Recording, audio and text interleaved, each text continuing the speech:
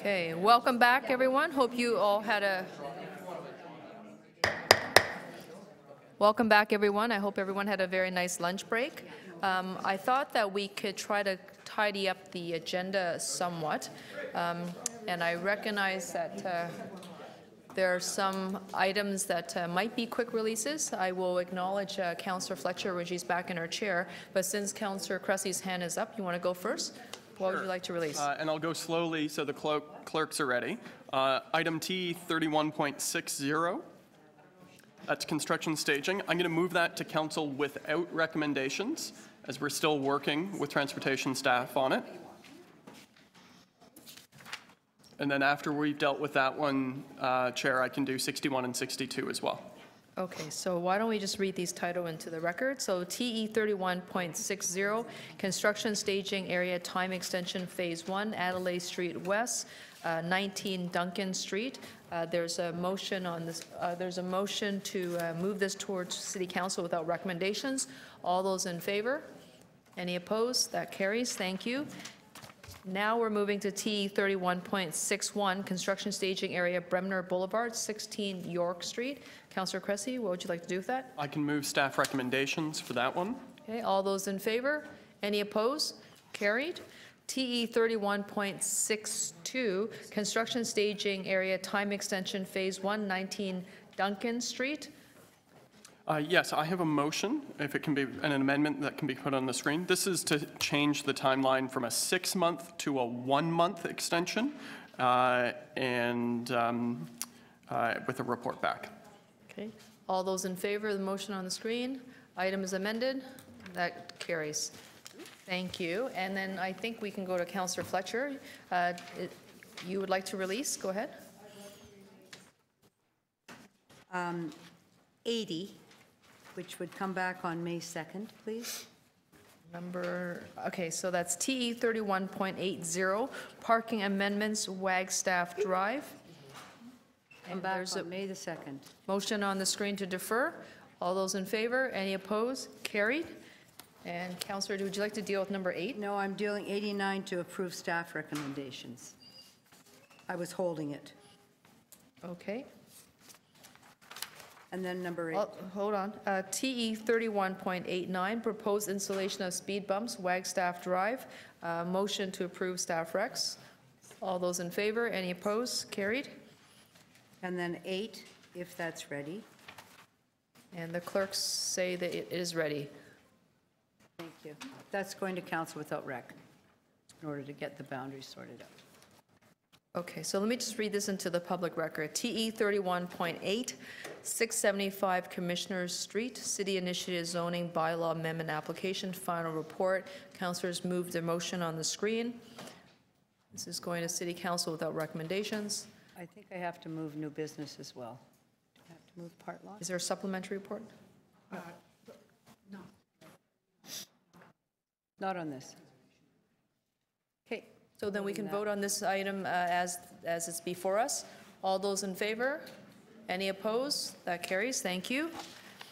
Anything else, Councillor Fletcher? I don't know. The clerks told me I had to move a new item of business here, part 110, to add. Are there a lot of them to add? Yes. Joe Cressy has a lot. So that's it. I'm good. I just have to. Okay.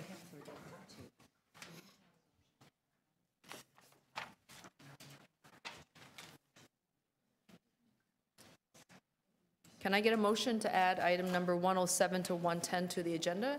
And So it will be moved. circulated? Okay. And your item is 110. Yeah, thank you.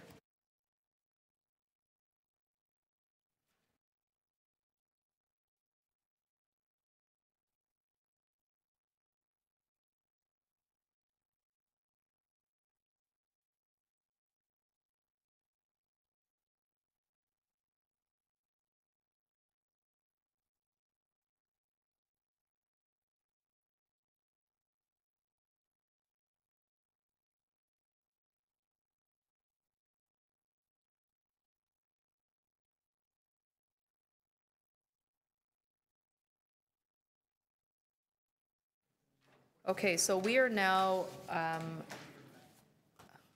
We are now at the 11 o'clock items.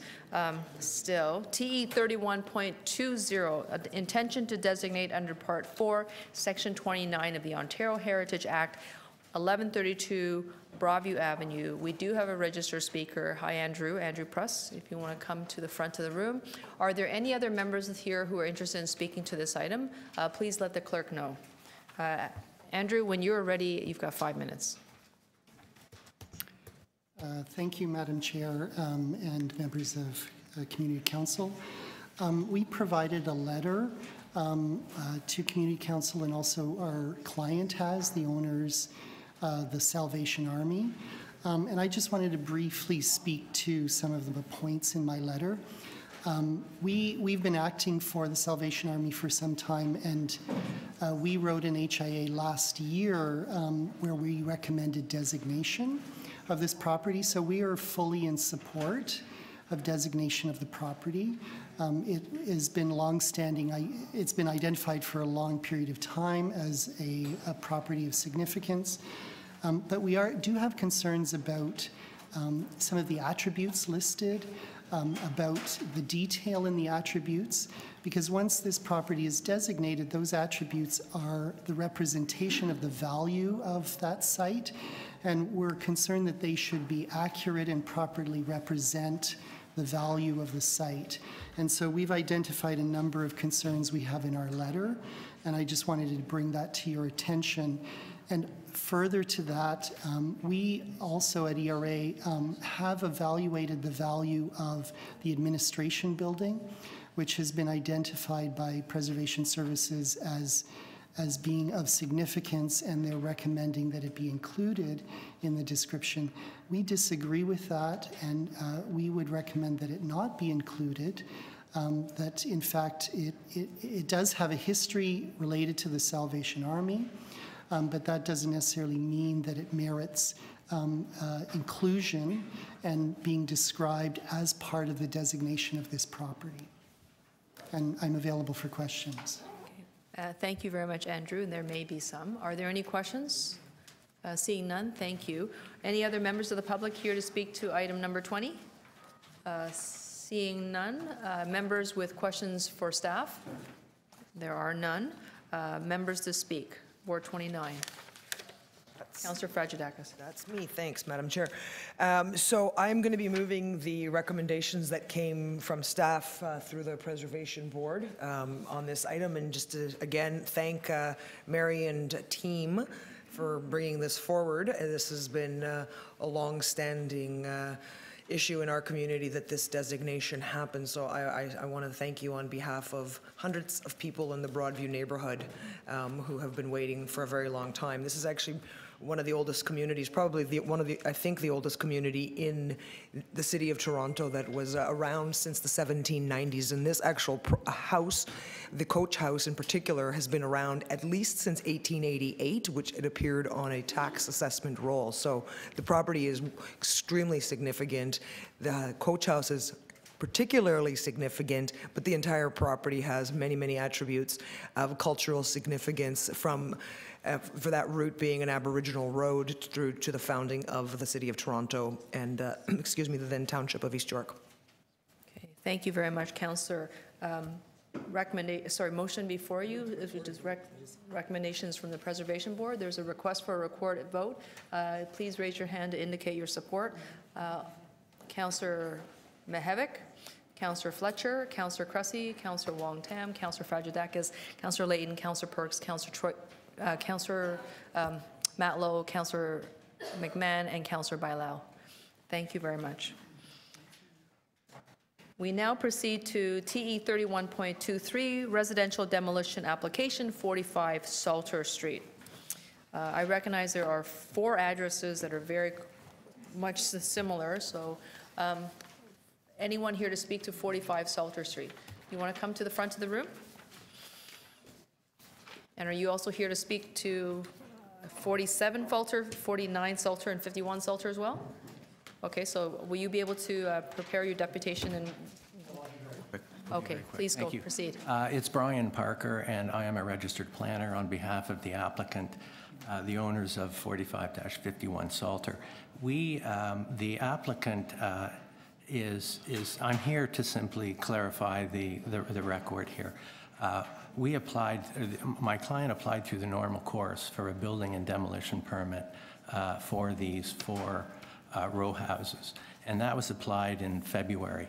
Realizing that we were going to be many more months to having a couple of tweaks to the zoning bylaw heard at the Committee of Adjustment, we made the decision to apply in advance to save some time for the building permit review. And because it involves a demolition, that box was also ticked on the application form. Unbeknownst to us, this report has come forward. It was made aware to my client through the forestry division of the city, actually. And so we are simply here to say, I'm simply here to say that on behalf of the applicants here, we are not attempting to demolish prematurely in advance of the building permit review process completing itself.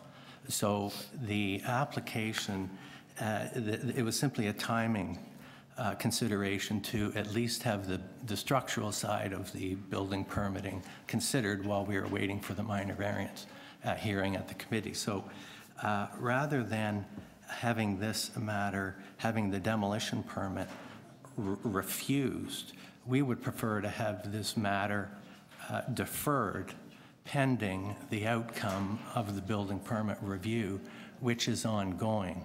And we do have a hearing scheduled at the Committee of Adjustment for either late May or early June for the hearing of the minor variance application. So I would say to the council members here that rather than an outright rejection, we'd be more inclined to have you defer this matter and let the building permit process complete itself.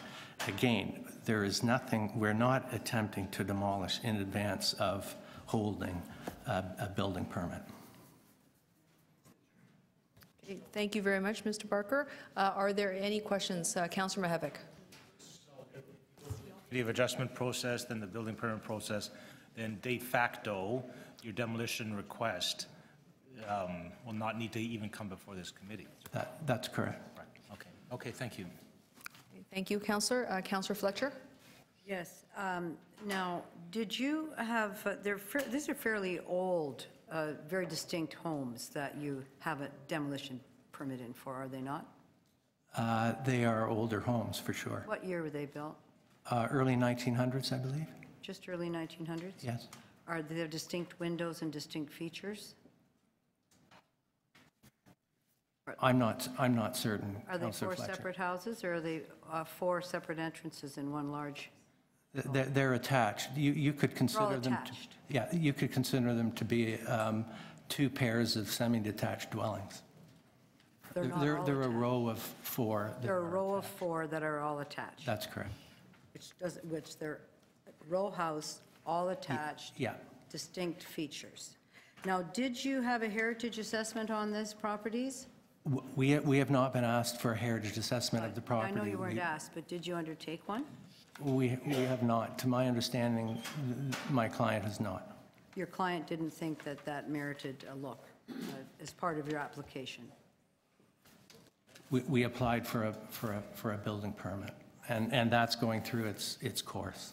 And you're at the Committee of Adjustment. And you've got a design and an application at the Committee of Adjustment that would approve the basically taking down this set of 4 doors, row house. It would allow for replacement and replenishment of the existing form with So a, your Committee of Adjustment minor application yes, is to take down these houses and replace them with something else. that's correct. And we don't have a heritage evaluation. So I'm going to ask questions of staff. Thank you for coming today. Okay, thank you very much, Councillor Fletcher. Any other members with questions for the speaker? Seeing none, thank you, sir. Thank you. Any other members of the public here to speak to this matter? Seeing none, members with questions to staff? Don't see any. Oh, yes, Yeah. Councillor Fletcher, go ahead. Going to ask some.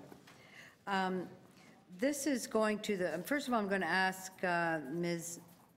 McDonald about the house, something that was built late 1800s, early 1900s, how would that be captured for an evaluation at the Committee of Adjustment? Well, these properties in particular in this area of that time period, we would be requesting a deferral in order to do a heritage evaluation. And how would that get to you to do that?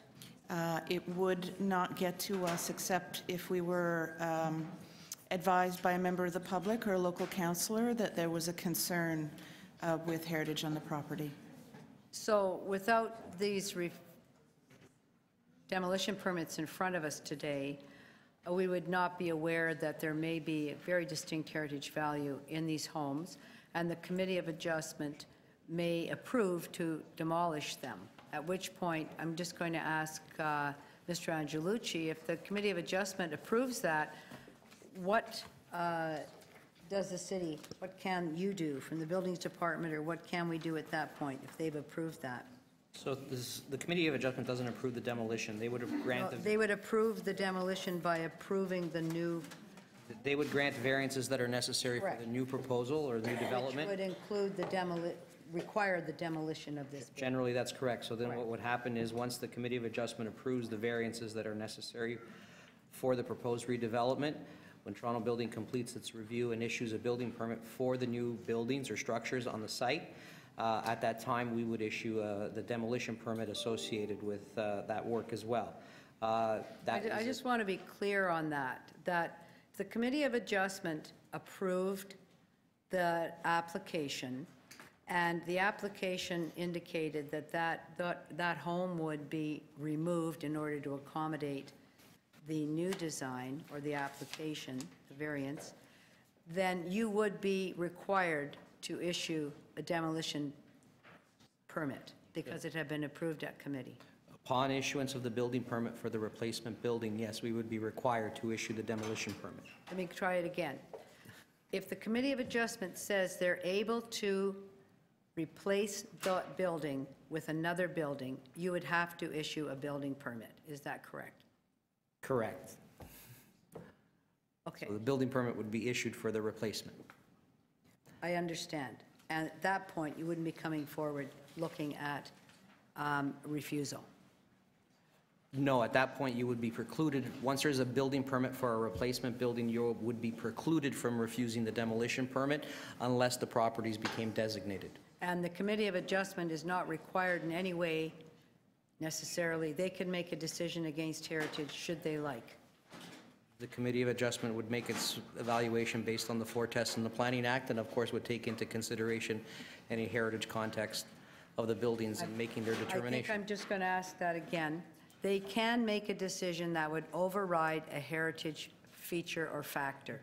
Yes or no?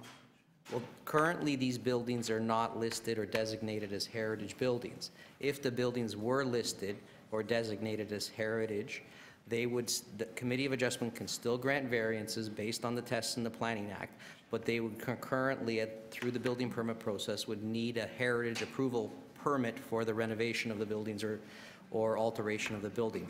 And that happens concurrently with my friend here through the building permit process. So the applicant has said that if I turn down, or if I don't allow the demolition, that they have to start all over again. Is that correct?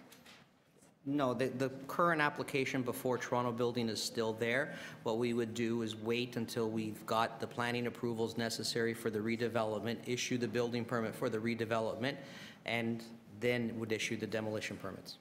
Thank you. Thank you very much, Councillor. Anyone else with questions for staff? Seeing none. Councillors to speak. Chair, I think we should deal with them all together, 23, 24, 25, and 26. I have a motion for each one of them. That would, Sure, do you want to, so why don't we do this? I think that's entirely appropriate. I don't believe there's any other members from the public here to speak. If you want to place your motion on the screen for each one, can we vote on them as a package? Can we do it that way? Or we have to deal with the items one at a time? Okay. Okay. Sorry, that's a mistake. It's not requesting the Director of Urban Design. It's the Chief Planner. Aren't we? Just want to make sure we get that right. Yes, it's the Chief Planner. Is it your name, Mary? Because we have to change all of them. Chief Planner, Executive Director. So can we just change it for the decision? Yeah, we'll change it for the decision. Okay. We have to go in, we'll have to hold it up then and fix it. Okay, whatever you need to do. Okay, so members, there's a motion on the screen. Just recognize that where you see Director of Urban Design, it really means Chief Planner and City Planning and Executive Director. So this will be the same motion that's placed on the next 4 items. We do have to vote on them separately. Sorry, Councillor. So the motion is to deny. Yep. Okay, so all those in favor of the motion on Sorry, I this? don't see that there. Actually, she's going to correct it. That She's- falls under then adopt the item. Adopt the item as amended. Thank you. Okay. So is that, everyone is clear on this? Okay, so all those in favor? Any opposed? Item as amended? Any opposed? That carries. Then let's move to the next one. Sorry, we'll have to do them one at a time. T 31.24, residential demolition application, 47 Salter. Place your motion on the screen. Okay, it's the same motion as earlier. Once again, replace urban design with chief planner. All those in favor? Any opposed? Item as amended. Any opposed? That carries. Thank you. TE 31.25, residential demolition application, 49 Salter Street. Councillor, please place your motion on the screen, or the clerk. I'm going to speak to 51. Okay. Once again, where it says Director of Urban Design, replace that with Chief Planner. All those in favor? Any opposed? Item as amended. Any opposed? That carries. Thank you. T 31.26, residential demolition application, 51 Salter Street. Councillor Fletcher.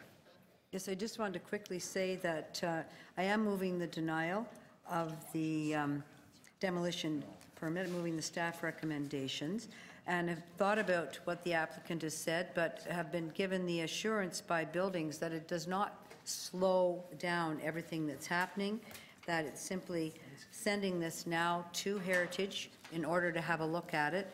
If it is not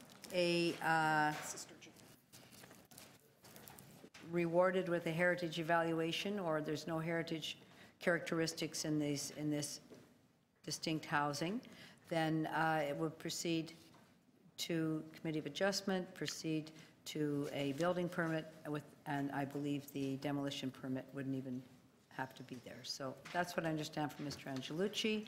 So I'm quite comfortable in doing this. I am sending a little message because this is very, very distinct housing. It is row housing of 4 homes, very typical of somewhere down Lower Spadina and some of the smaller row housing, and very interesting features on this building. So I look forward to hearing that back from Ms. McDonald, and very much appreciate her willing to jump in to get this done as quickly as possible. And I'm assuming as well that if we get to Committee of Adjustment and that hasn't finished, that the Committee of Adjustment would take that under advisement now that we are instructing staff to look at the heritage qualities in this property. Thank you very much, Councillor. Motion before you. Again, members, take out the word Director, Urban Design, insert the word Chief Planner. It will be corrected in the decisions. All those in favor? Motion. Any opposed? Item as amended. Any opposed? That carries. Thank you very much, Councillor.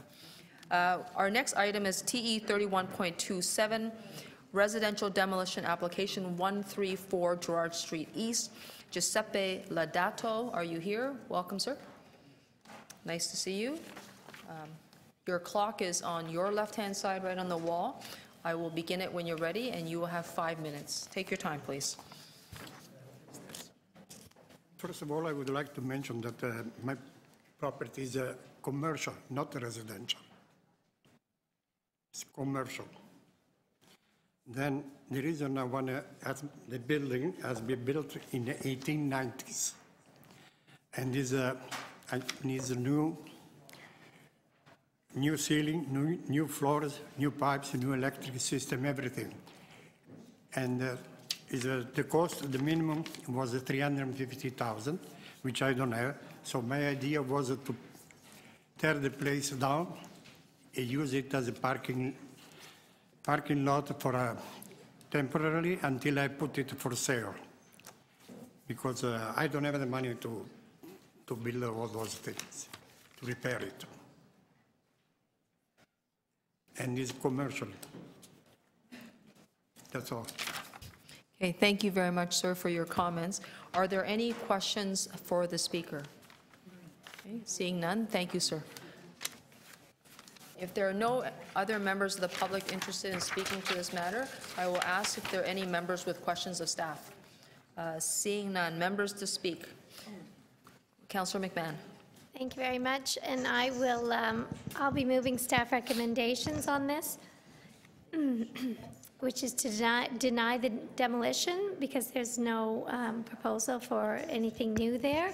And this is the first I've met or seen the applicant, and I'm happy to talk to him from here on in. And also, I will say that this is a key site for historical value in the community. So I will move staff recommendations.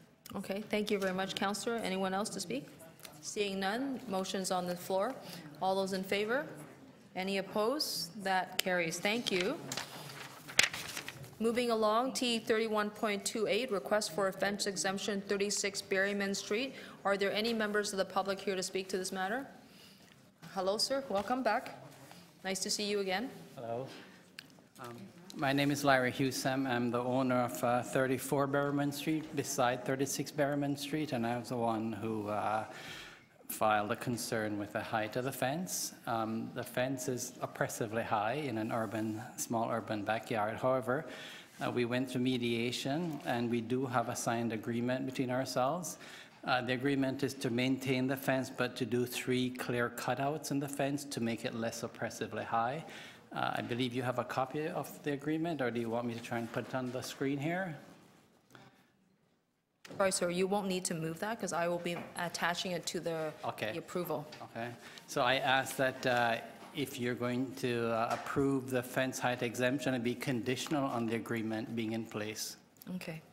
Thank you very much, and thank you for taking the time to work things out with your neighbors. I'm happy that it's come to a resolution. Thank you. Are there any other members of the public here to speak to this matter if there's no questions of the speaker? Okay, thank you. So are there any questions for staff?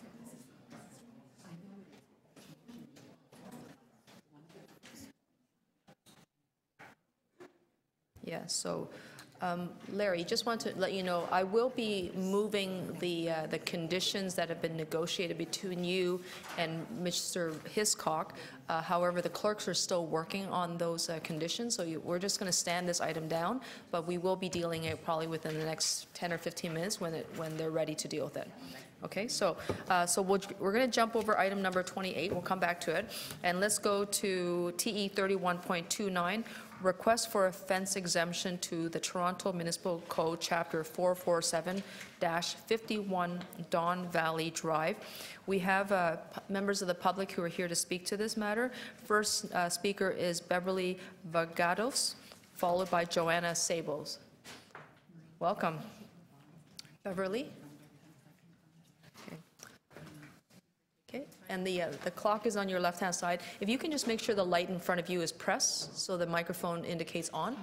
Oh, okay, great. Thank you. Yes, I have a couple of concerns. There is the height. However, there's also the construction of the fence. The contractor failed to take into consideration that there is a difference of 3 or 4 or 6 inches in some places on the level of the lots beside each other. There's a lot of debris coming under the fence, including river stone and stuff like that. I do have pictures on my phone, however, my printer went AWOL this morning, so if you'd care to look at the pictures from this morning, I could show you on my cell phone. The other consideration is that it's a metal fence, it's shiny, and it reflects the western sun onto our shrubbery, which is causing some damage there. So those are mainly my concerns.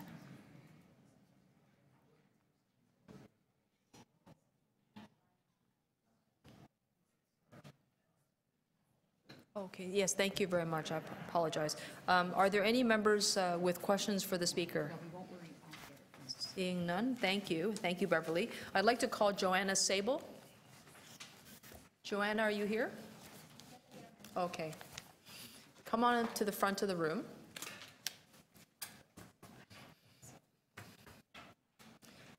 I'll take the light.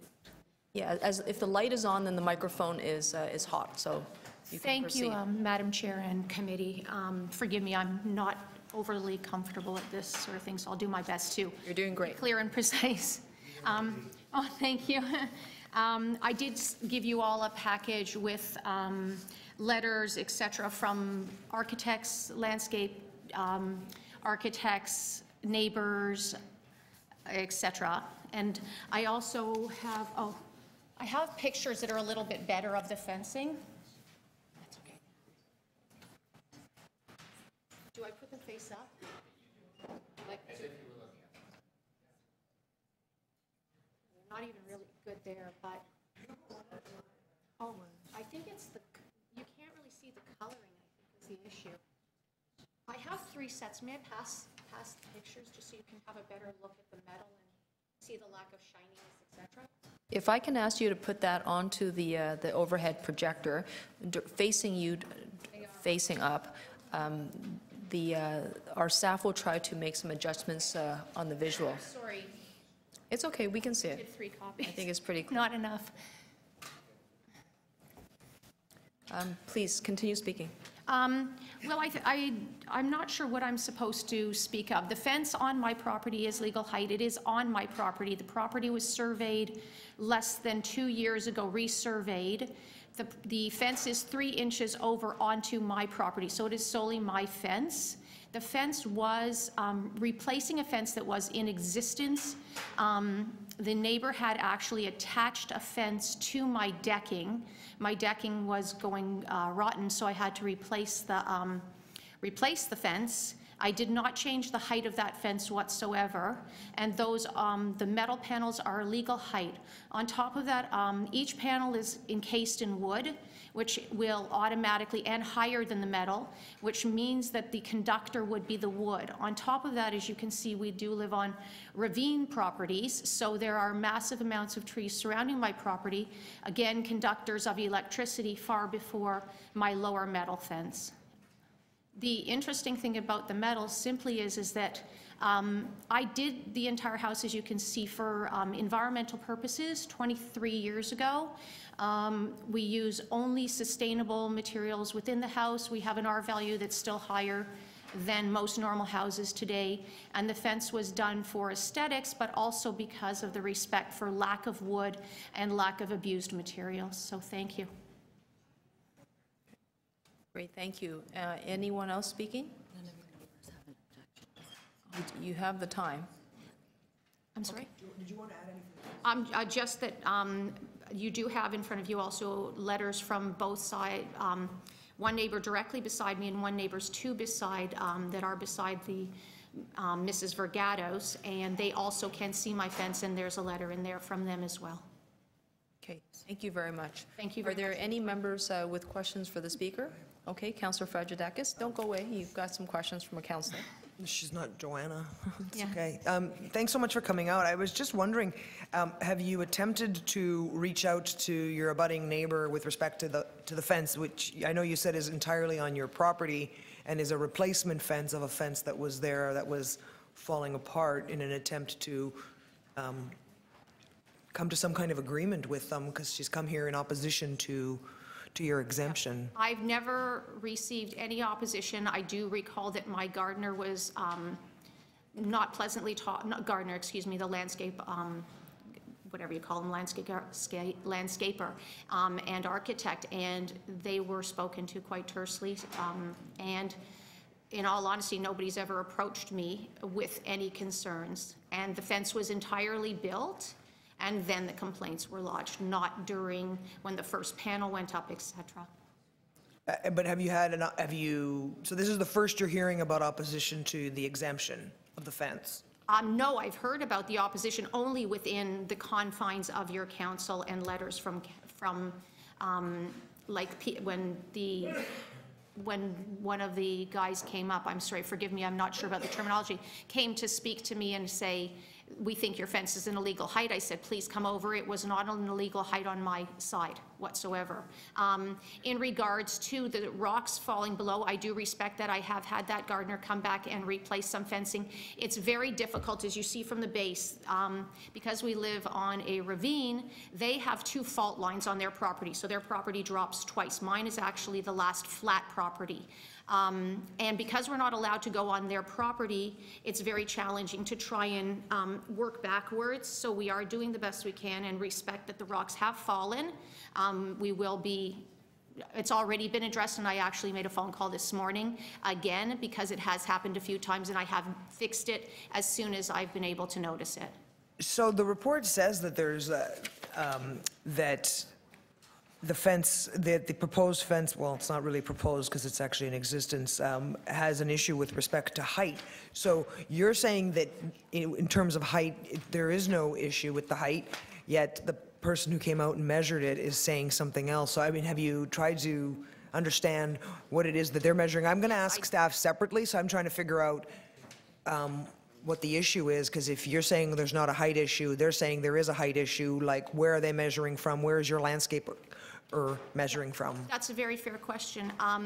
From my side, it is the correct height. From the neighbor's side, due to, again, the drop in properties, I assume it is an incorrect height due to the fact that we have a contentious relationship. I'm not allowed on their property, nor was, in order to make any adjustments or know what their height difference is until it was told to me a year ago, or whenever this whole process started, long after the fence was built, that there was a height variance in that their property does drop down, but I would have had no understanding of that. So you said that the fence is entirely on your property, so how is it that they're measuring from the other property, given that the fence is not a border fence, it's actually a private fence? I would assume that they were measuring, but were not aware of the fact that the fence was not a bordering fence. He may not have known it wasn't a bordering fence, because to a greater extent, Okay. I'm under the understanding that most fences are shared fences, but this is not a shared fence. Okay, so then, thank you very much for that, I appreciate that. I'm going to actually ask staff separately from your deputation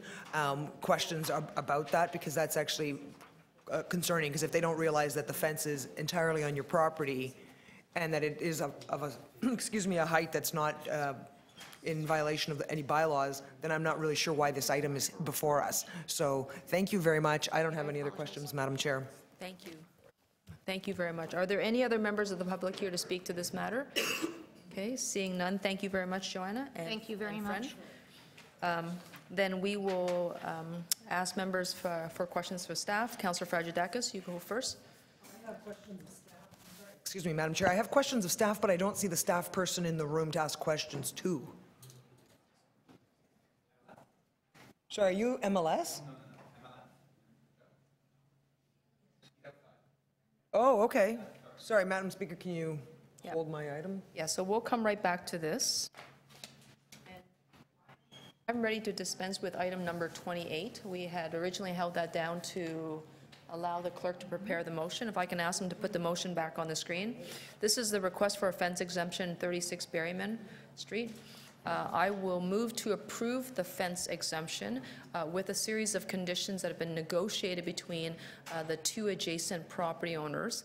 And I understand that this is language that's almost drawn exactly from the agreement that had been signed by both parties. I want to thank both neighbors for working this through. Members may recall that this item had been before us at least 3 times now, and I'm very pleased to know that I don't have to defer this for the 4th time, largely because the neighbors were able to work things out. And as you can tell from the list of conditions, they got into the very specific details of how this fence was going to be constructed, and modifications to be made to the fence so that everyone can now live with it and live side by side, I believe, in good neighbor and harmony moving forward. So that's what's before us. Any questions of the mover? Seeing none, then anybody else who wants to speak on this fence matter? No? Okay. You'll wait for your own fence matter. All those in favor of the motion? Yeah, you're welcome. Any opposed? And I don't need item as amended. No. Okay, so thank you very much. So that carries. Then are we ready to deal with item number 29? Is the staff person back? Oh, yes. Nice to see you. Okay, Councillor Fragedakis, questions for staff. Go ahead. Yeah, so, sorry, Joe, you weren't, I don't think you were in the room when the applicant was deputing on the fence at 51 Don Valley Drive. So what we've heard today is that this is a fence that's not a border fence, but rather entirely on private property. Their landscaper, I'm told, or we are told, says that the fence is not in violation of any height. So I'm wondering, where has the staff gone and measured this fence from, and why is this issue before us if in fact it is 2 meters in height from where they are measuring? It's the type of material they're using for the fence. It's not one of the prescribed materials in the bylaw. Okay, so then on page 3 of your report, you say, while the proposed fence violates Municipal Code Chapter 447, fences with respect to height, it does not appear to contravene any other provisions of the bylaw. So, I'm sorry, what are you talking about? Because your report seems to have some conflicting information to what you're saying. So you're saying that it's not a height issue, it's a material issue. Correct. The bylaw doesn't provide for sheet metal or corrugated metal as part of the fence construction.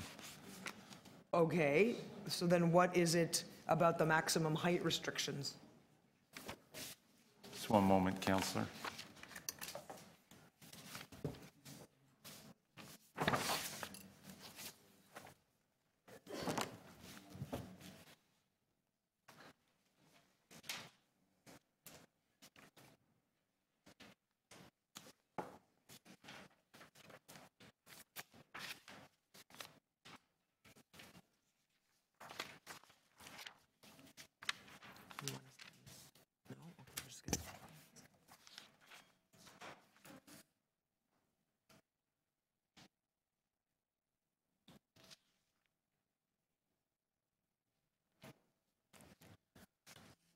From the staff report, it appears there's sections of fence that are in violation. They're measuring over 2 meters in height.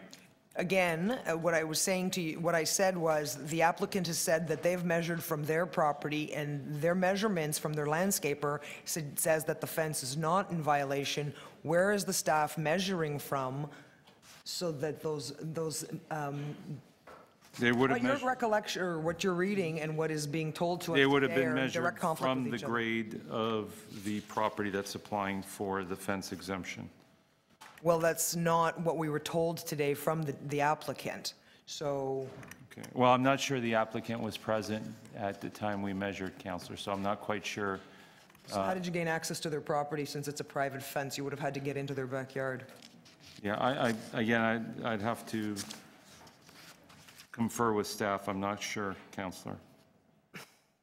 Okay, can we talk about you were mentioning in your response to me about the metal. So the metal is not an issue? Because it doesn't say... The metal is an issue. The bylaw doesn't provide for sheet metal or corrugated metal. Okay, so there's been a letter distributed to members of council from Modern Dwelling, which sounds like they're some landscape design firm, that speaks to the construction of the fence and the corrugated aluminum sheet metal that was selected as the material for the fence and the way it was constructed, and said that there are no safety concerns with respect to electrocution because it's constructed with wood surrounding it. So have you had a chance to look at this? It was circulated.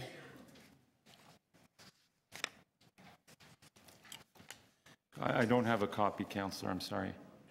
Madam Speaker, can I actually ask that we stand this item down and give staff a chance to review all that they need to review? Yes, I'm happy to do so, Councillor, and perhaps you and the staff can spend some time just to, if it's a complicated matter that that needs a bit more conversation before it comes back to the floor, that would be great. Well, I may actually have to move it a deferral if we find out that about the measurements and all this other stuff, but my item is next, it's item 31, so I'm gonna have to stand this down and I'll deal with it after we deal with item 31. But I'd ask for the indulgence. It's held for you. Thank you very much. TE 31.30, request for a fence exemption to the Toronto Municipal Code, Chapter 447, 257 Eastwood Road. Are there any members here from the public interested in speaking to this matter? Seeing none, okay. Then are there any members with questions of staff? No. Members to speak? Oh, okay, not a problem. That's okay. Why don't you come forward? Press the button and the light is on. Your microphone is hot. And if you can just introduce yourself. Thank you. My name is Karen Davey, and I actually live next door to this residence in question. So my challenge and the reason I'm here today is simply that I've lived in this home for 12 years. I have a young son who's 2, and I live next to people that really just aren't comfortable or interested in complying with any of the bylaws or regulations that we have here. I've tried to be agreeable, make the best of the situation, and move along to accommodate most of their construction. I submitted a letter this morning. I've stored their lumber. I've actually allowed them to use my backyard for scaffolding for 2 months while they redid their home. I've stored their contractors' tools. I've pretty much done everything that they asked me to do with pretty much no complaining. But I came home in labor with my son, and there was essentially an 8-foot wall being built outside of my front window, my only west-facing front window. And I was pretty upset because not only had they just built themselves a double driveway with non-permeable stone, creating a grade, they then built a railing which became a privacy wall at an 8-foot height, blocking my only west-facing window.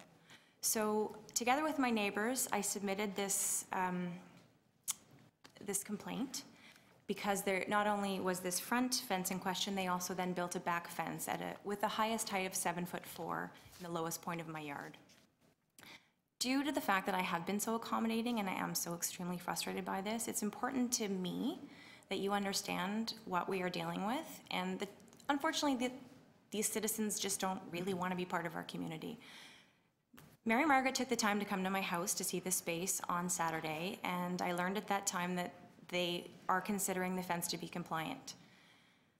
We have a large contingent of neighbors that are upset with this. I have 14 signatures to dispute, or as Joe has informed me, depute the issue. But as I understand it, Mary Margaret's going to move forward with the approval. I just want to flag it to you because I don't think it's fair.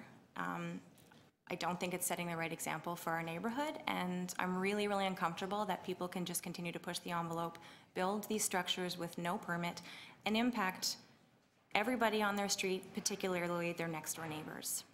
So I appreciate your time and I thank you. Are there any questions? Thank you very much. I will ask that question. Are there any members here with questions for the speaker? I don't see any, but thank you very much for taking the time. Are there any other members of the public here to speak to this item? No, seeing none. Are there councillors with questions for staff? No. Councillors to speak? Councillor McMahon? Thank you very much. And there's frustration in the community with these neighbors and pushing the envelope with different things. The parking, as you can see, is a huge issue which will be dealt with. The confusion, I think, and from what our conversation with Karine was on Saturday and other neighbors, is that the fence exemption they're going for is the front one and the side one on the other side when the neighbors are supportive and you have other letters of support. So you have neighbors against and neighbors supportive. And it's frustrating, absolutely, when people push the envelope, but we are allowing them, they do have the right to appeal, it's their democratic right to come down here. And the fences that were in question that Karine originally thought are actually, they're not going for the exemption, they are as of right. So with that, I am moving the fence exemption for the other two, and we will work with bringing them into compliance for the parking, colossal parking lot they have out there and any other infractions that we find out about. All right, thank you. Okay, thank you very much, Councillor. Just to confirm your motion, it's moving recommendation number 2 and to grant the application. Okay. I just wanted to make sure that the clerk's got that as well. Okay, any questions of the mover? Okay, seeing none, all those in favor? Any opposed? That carries. Thank you very much. TE 31.31, application to remove a private tree, 164 Westwood Avenue. Are there members of the public who are here to speak to this item? Okay. Seeing none. Members with questions, councillors with questions to staff? Is someone here from forestry? Do you have questions, Councillor Fragedakis? Oh, please, go ahead. Hi, sorry, I didn't see you there. I didn't realize you were from forestry. Welcome to Toronto and East York Community Council.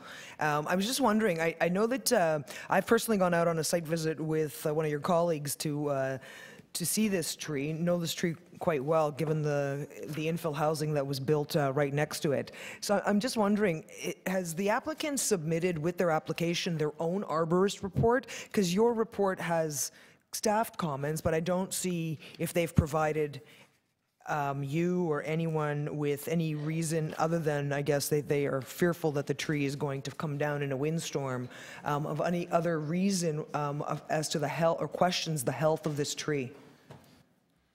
The applicant did submit an arborist report, and it indicated that the tree was in good condition. Sorry, did you say that the applicant submitted an arborist report that said that the tree was healthy? Yes, And still wanted it to be cut down? that's correct. Okay. Thanks very much. Okay, any other members with questions for staff? Seeing none, members to speak? Councillor Fragedakis? I'll be moving the staff recommendations. Okay, the staff recommendation is to deny the request to cut down this tree, tear down the tree. All those in favor of the staff recommendations? Any opposed? That carries. Thank you very much. TE 31.32, application to remove a private tree, 56 Badge Row Avenue. There is a registered speaker from the member of the public, Daniel Shearer. Welcome, Daniel. The clock is on the left-hand side of the wall here, and you have 5 minutes when you're ready to proceed.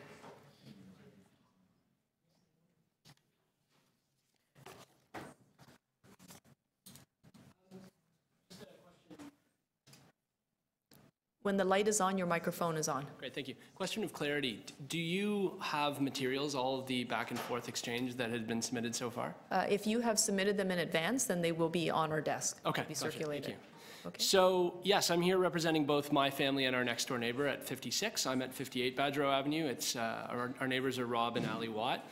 And we're, it should be noted, aligned on this request, and hopefully you would see this in your notes. I should state personally that requesting to remove a tree is not something that we take lightly. We've tried for many years, in fact, to avoid this application. We've owned our house for 6 years, and Rob and Ali have been there, I think, for around 20 years. But this is a tree that's causing significant challenges year over year for both of our backyards, financially, from a safety standpoint, and we just can't get ahead of it, and we can't get to a solve that works for the two houses. And it's not aesthetically driven or simply something about convenience, but as I said, sort of safety and cost are the two key concerns. From a safety standpoint, what you'll see if you have the shots, and if not, I can throw them up, is that this tree is on a huge angle, something like, I think, about a 40-degree angle. It has, I'll say, it's been noted to be a healthy tree, but we also, from, I think it's urban forestry, that person said we should be checking in almost every year because it's because of the angle that it's on, but currently it has been labeled safe. So what ends up happening is, as it bends, and particularly in storms, it heaves both of our backyards to the point where I'm spending hundreds, at times thousands of dollars keeping up with it, from both fence repairs and our backyard patio.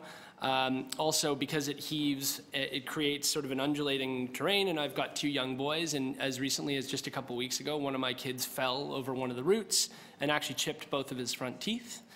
It also has the other neighbors worried around it because it's on such a great angle. The people at 54 are also concerned.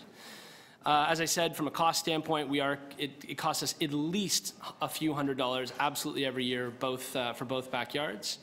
It's ripping apart our fences, and we just simply can't keep up with it. There's nothing that can be done. We've been told this by multiple landscapers and fence builders. And I'm worried that now, at this point, it's affecting our property value because we simply can't get ahead of it. I also wanted to note for the committee's consideration that we'd, of course, as nature lovers, lovers of trees, lovers of living in a city like Toronto with such a great commitment to urban forestry, we'd be happy to each plant an additional tree if we were able to remove it, in addition to the 5 that already exist between our 2 small lots. So thank you very much for hearing my request, and that's what I've got. Okay, thank you very much for your remarks. Are there any questions for the speaker? Okay, seeing none, Daniel, thank you. Are there any other members of the public here for this matter? Seeing none, members with questions for staff? Okay, members to speak. Sorry, I stay? What's that? Do I stay here? No, you can. No, I go, okay. You can go. Thank you. Okay, Councillor Fletcher.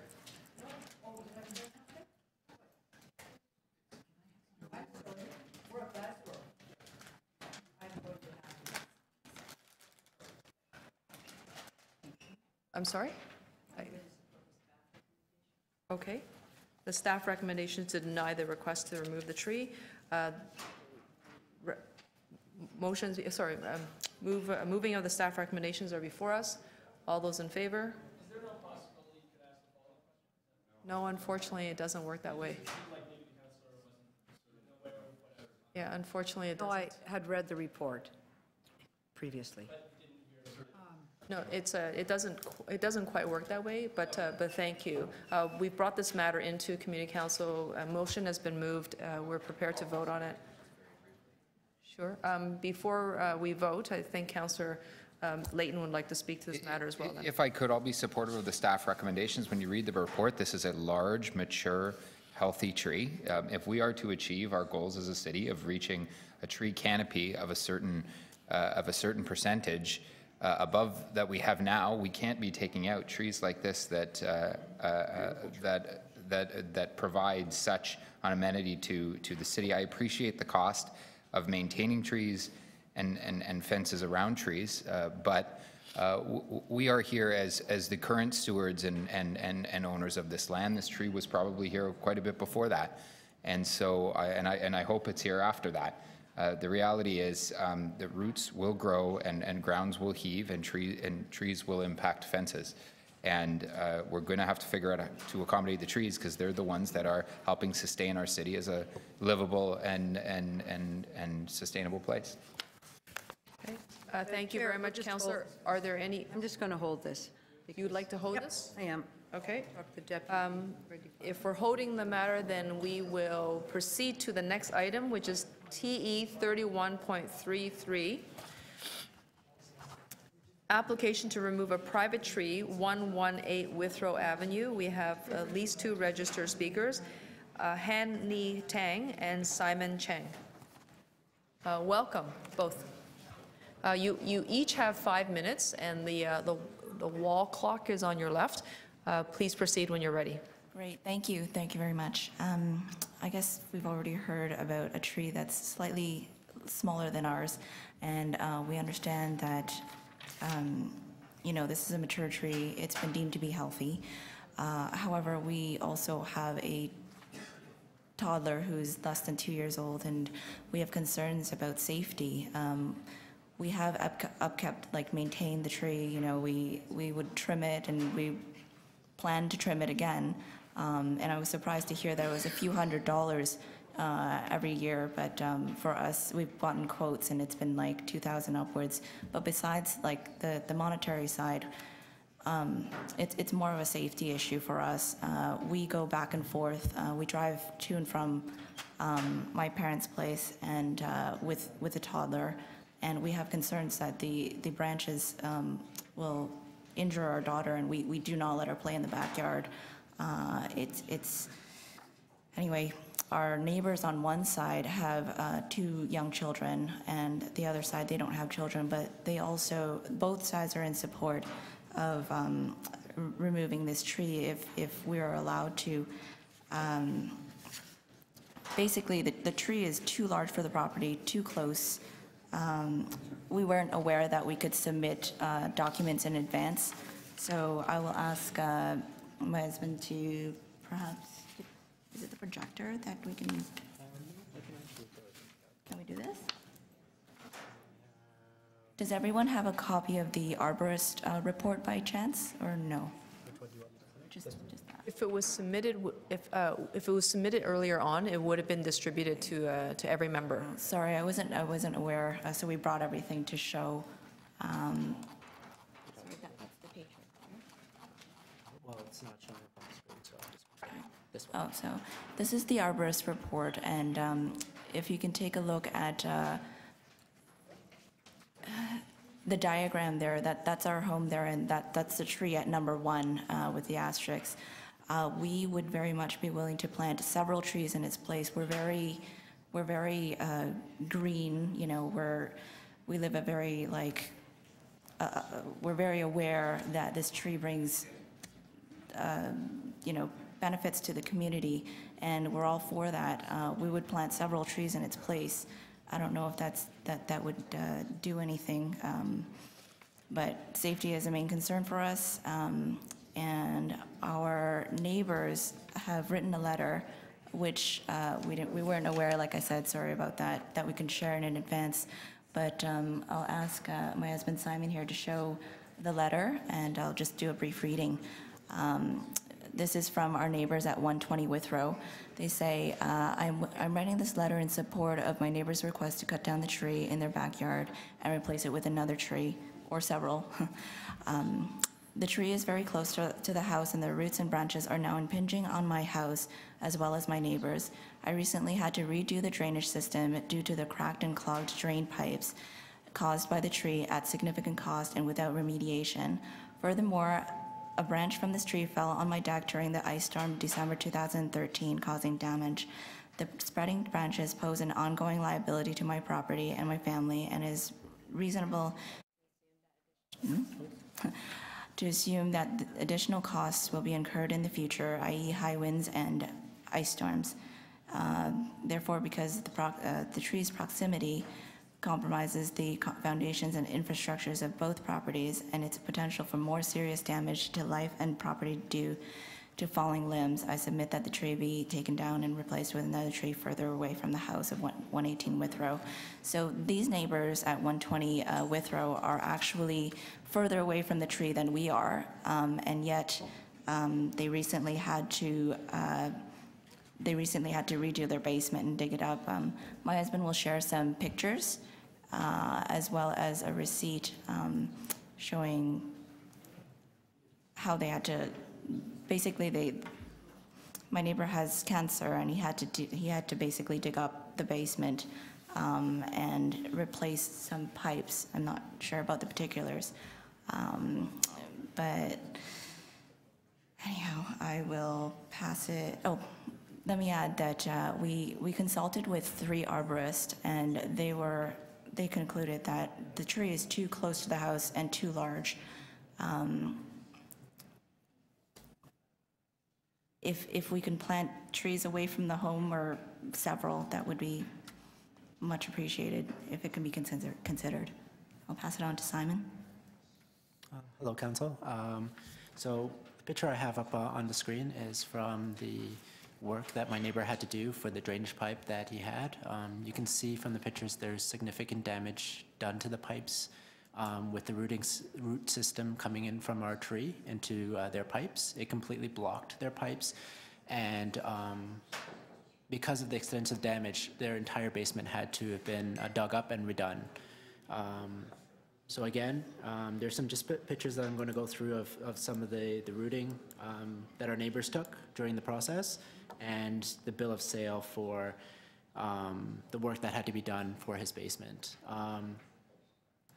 The tree has been a major concern for both us and our neighbors, along with the major costs associated with it. I'm sure you guys hear this a lot, but along with the costs, there are safety concerns, as my wife had mentioned. The limbs are quite large.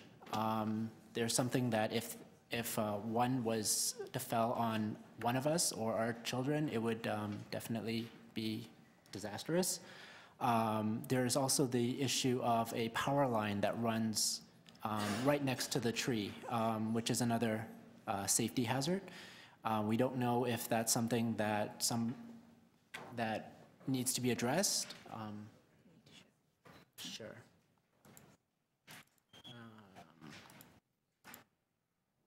Try to show a picture. It's not really clear from this picture right here, but there's a line here that's right against the tree. Should be another one. See what so any limbs that fall off the tree can bring down that power line as well.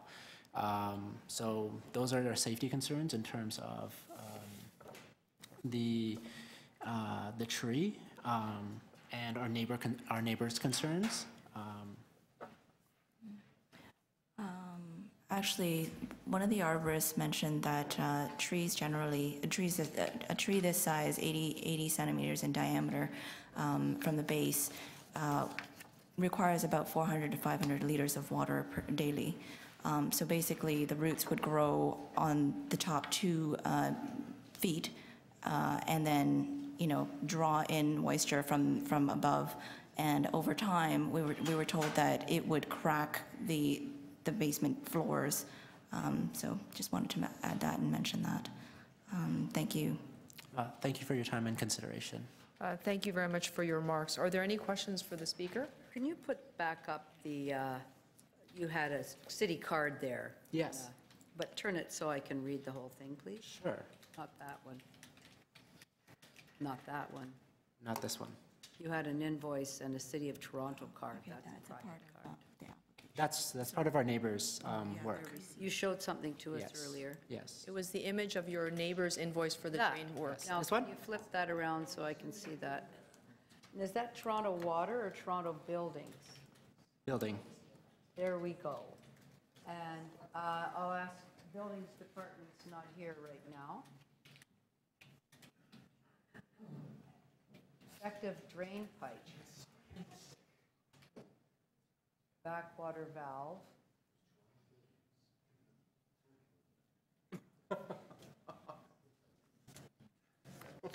So that wasn't a tree person, that was a building inspector who approved that work then for the next door neighbor, is that right? Is that correct? Yes, And there was a defective drain pipe.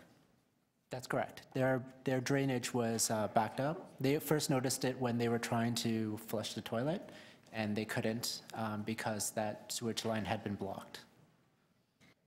And they put a backflow valve in, which means no sewage will be flowing back in. And can you just go to the picture? It looks like there's a deck around that tree. There is. Can you show us that, please? That one's our deck, but their deck was ruined back in 2013. So that's the deck that, was that, how long have you lived there in that place? 2.5 years. 2.5 years, so that deck was there when you moved in? Correct. And that tree has been growing. I'm going to ask the city staff about that because I don't know how it would get any water. It seems to be covered over. And did anybody, do you have any verification from Hydro that the power line is a safety hazard? Have they ever said anything about that? We don't have anything, but I just wanted to share one photo. That's the power line right there, right, like there's a centimeter maybe between the tree and the power line. I understand, but Toronto Hydro looks at these lines all the time. You don't have anything anywhere from Toronto Hydro that says they'd like this tree removed because of the power line. We haven't asked. We didn't know that. That's an option. And I'll ask our staff, ask them a few questions as well. Please. Okay. Thank you. Thank you. Thank you very much, Councillor. Are there any other questions for the speakers? Seeing none, thank you. Are there any other members of the public here to speak to this item? Seeing none, members, councillors with questions for staff. Councillor Fletcher? Yeah, I'm just going to ask questions, and I held the other one because I think I'll ask just in general. you have indicated that this tree is healthy. Could you let the deputants know that they can go back to their chair? I think they're packing up, yeah. I think, yeah. Thank you. That the arborist says it's in fair condition, and you've indicated that's at healthy condition. So what have you pegged that at? Good, excellent, poor? It would be fair. You've put, do you have a designation of fair? It means it's healthy botanically, structurally, and if it's maintained, it should continue to grow and thrive in that location for a long time.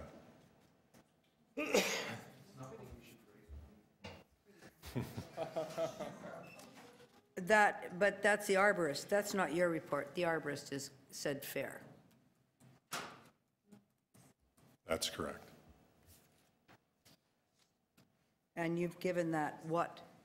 You don't have fair as a designation, as the city. You have excellent, good, and poor. Which one is it? We do have fair as well. You do? Yes. Oh, last time I went out, you didn't have fair on the list. Maybe you've put it on. Okay. And the fact, does this tree need 400 to 500 liters of water a day? That was news to me, so I'd just like your comment. It is getting adequate water because of its condition and how long it's lived in that current location. I don't know the exact quantity of water it's getting per day. No, I think we were told that an arborist said it requires did you hear the deputants? I did, yes. That it requires 400 to 500 liters of water a day. That's what they were told by an arborist. And I'm checking with you, a city arborist, as to whether that's correct or not. No, it wouldn't require that much water per day. Would not require 400. No. And what does hydro do? If there's a concern about a power line, hydro, do they not come out and trim around the line for the bigger trees? Yes, they do. And so far, this tree is healthy, fair, healthy, doesn't need that much water. Are you worried about it being trapped in that deck? I think there will have to be some maintenance to cut the deck back as the tree continues to grow. The stem expands in size. The decking could pose a problem if it starts to girdle the stem. So you've now noticed that. Have you written that up here? I don't see you have written that in the report. It is noted in the report that the deck could be maintained or work could be done to the deck to cut it back from the stem. So, okay, and so far it's in good shape, should live for a while. If it deteriorates, they can return and put another application. Is that right? That's correct. If it declines in health, then we would reevaluate it. And this notion that it's unsafe to have a tree is a little troubling, that it's dangerous. Is this dangerous? Are trees dangerous? Not if they're maintained. So good maintenance program, cutting back, making sure the dead wood's out. Correct. That would be part of that job. Okay, thank you.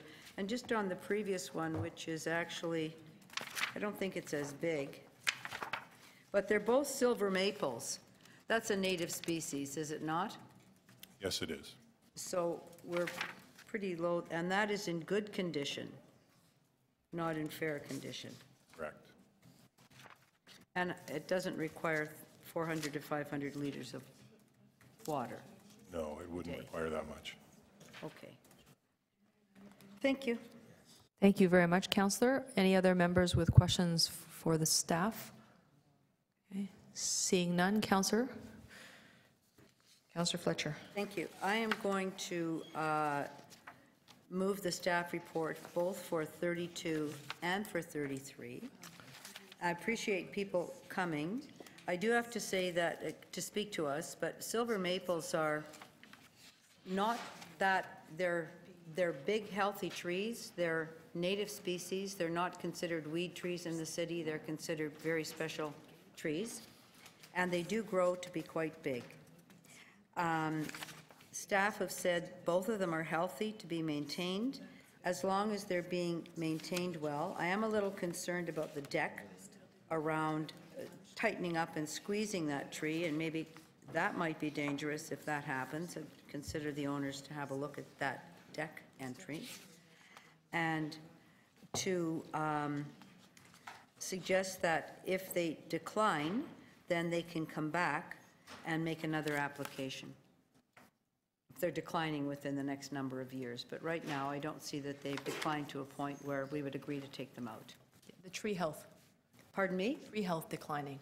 The tree health would have to decline significantly. Yep. Okay. Thank you very much, Councillor. Any others who would like to speak? Councillor McMahon? Thank you very much.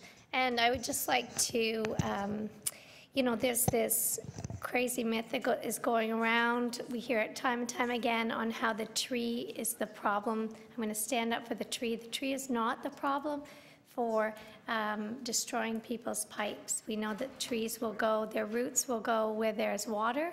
And so there are problems with the pipe in the first spot. There are cracks, other things, which is why the roots go that way. So I just want to clear that up and just stand up for the tree. Okay, thank you very much, Councillor. Councillor Perks?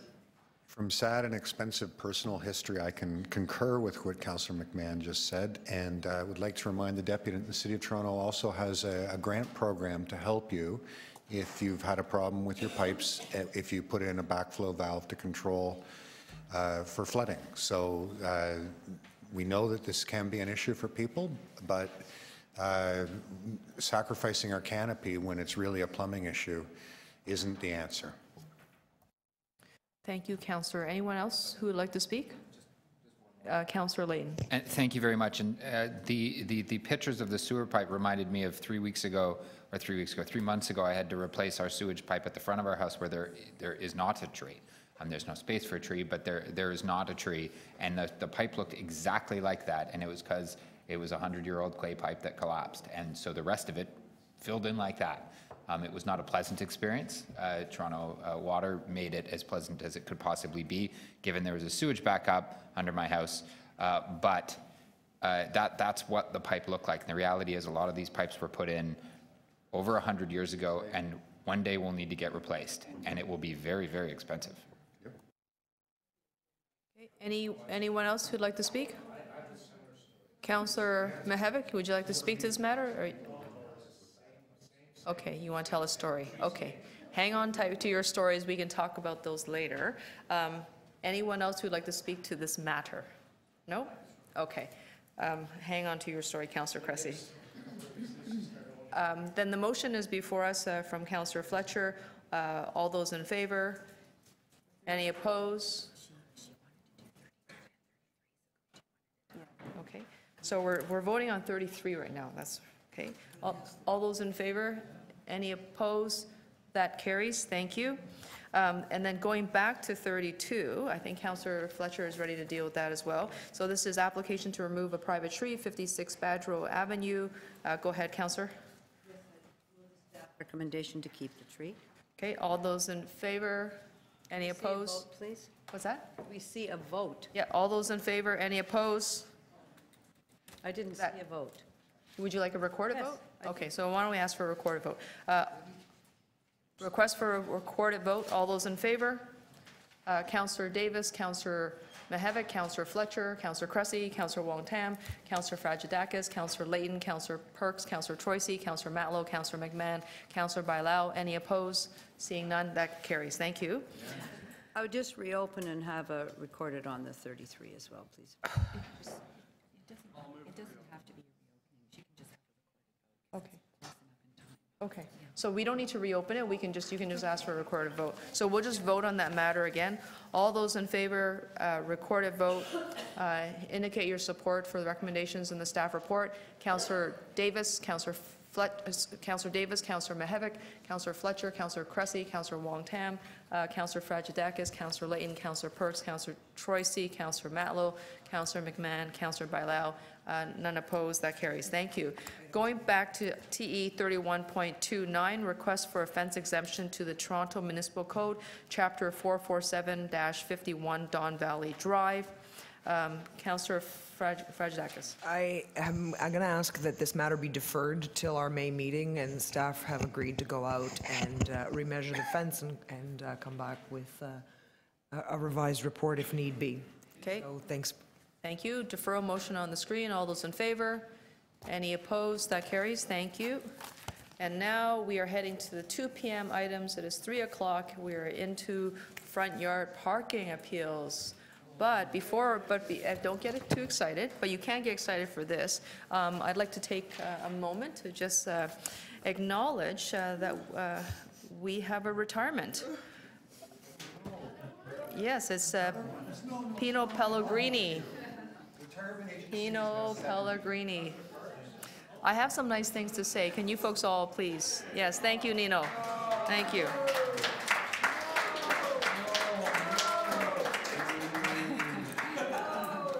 Tile the door. There are at least 4 items that relate to this file. Yes, so before you go, and we have to be super nice because it is Nino's final community council meeting. Nino has logged only 38 years of public service, only 38 years, working for both the former and amalgamated City of Toronto, starting in 1980. He worked in the former City of Toronto's Public Works Department in General Investigations Branch, whatever that is. Art Eggleton at that time was our mayor, and it was a time when Whiteout was purchased by the Barrow. You won't know any of this, Councillor Cressy. Police cars were still yellow in color, and the word condo didn't mean anything to nobody, except for those who lived on Queen's Quay. They already knew about condos back in the 80s. Since amalgamation, Nino has been truly dedicated and a tireless champion of public service, working in the on-street parking unit. God bless you for that. One of his most notable achievements was in 2006, where he coordinated the harmonization of all former municipality front yard parking bylaws. It was a Herculean task, to say the very least, and he survived to tell this tale.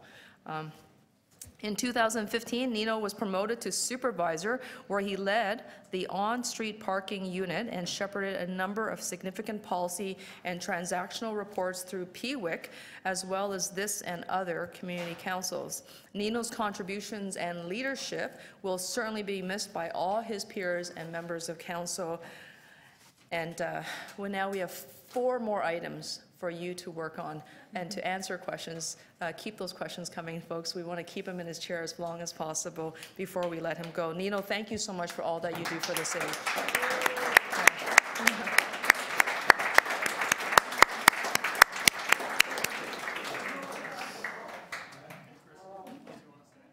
Yeah, let's ask.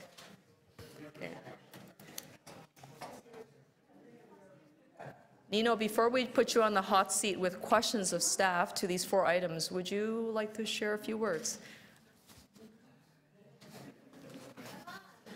Now is your chance. Tell us what you really think. It's been one heck of a ride.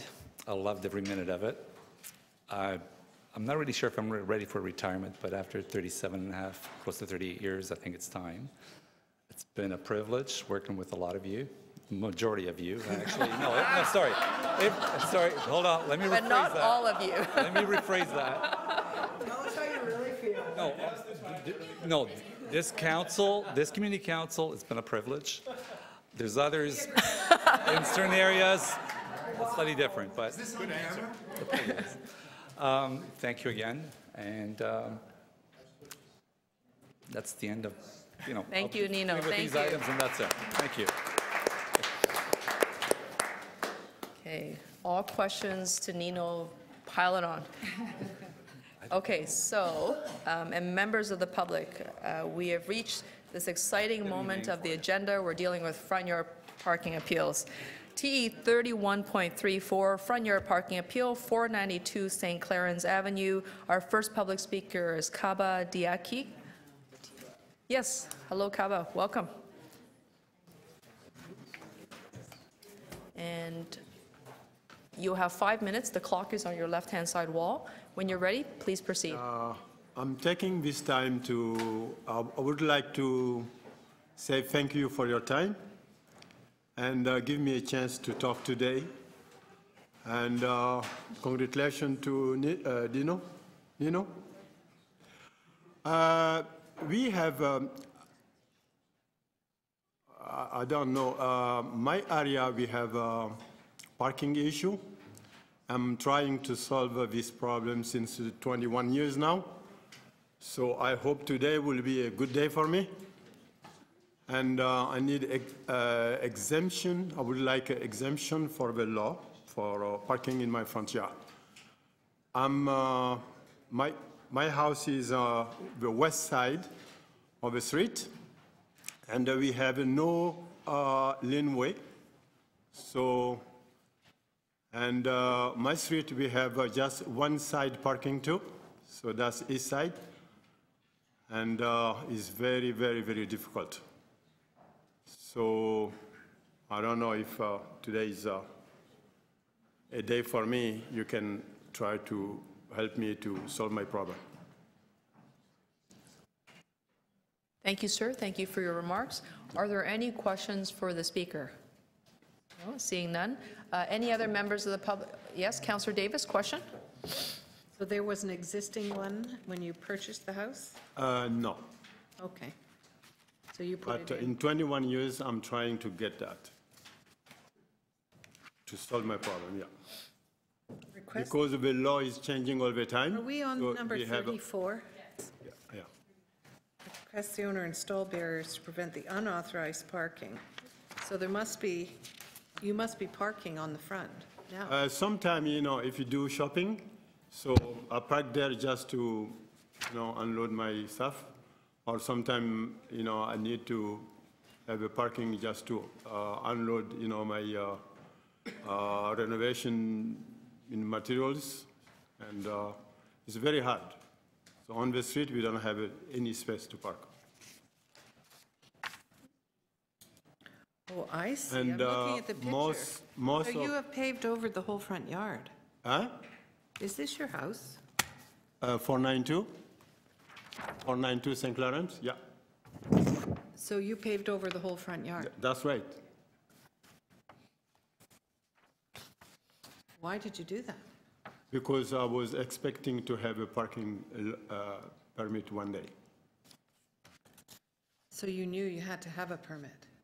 Because the guy who was doing the inspector of the city, who was doing the sidewalk, they told me I can get it, so I did just... The guy doing the sidewalk said you could get it? Yeah, he was working for the city. Said you can do it, and you apply for a parking, you can get it. And then you paved over your front yard? Yeah, I paid myself, yeah. Thank you. Thank you very much, Councillor. Any other members with questions for the speakers? Seeing none, thank you, sir. Members with questions of staff? No, members to speak? Councillor Bailao. So I'd like to move to approve the front yard parking. As you know, since 2007, there's a moratorium in my ward, which I've always honored. This resident 21 years ago did the front yard parking as he explained. He paved it. He's been trying to legalize it, but since 2007, there's no way to do it. That's why we did a pilot project that allows people to, that have these conditions already in place. This gentleman has had this condition for 21 years, actually, and to legalize the parking spot. So I'm asking for your support to have it done. Thank you very much, Councillor. Councillor Perks? So noting that, staff recommend refusal because there's permit parking that alternates and we would be losing a no? The report is inaccurate? Where's the revised report? There's a revised report?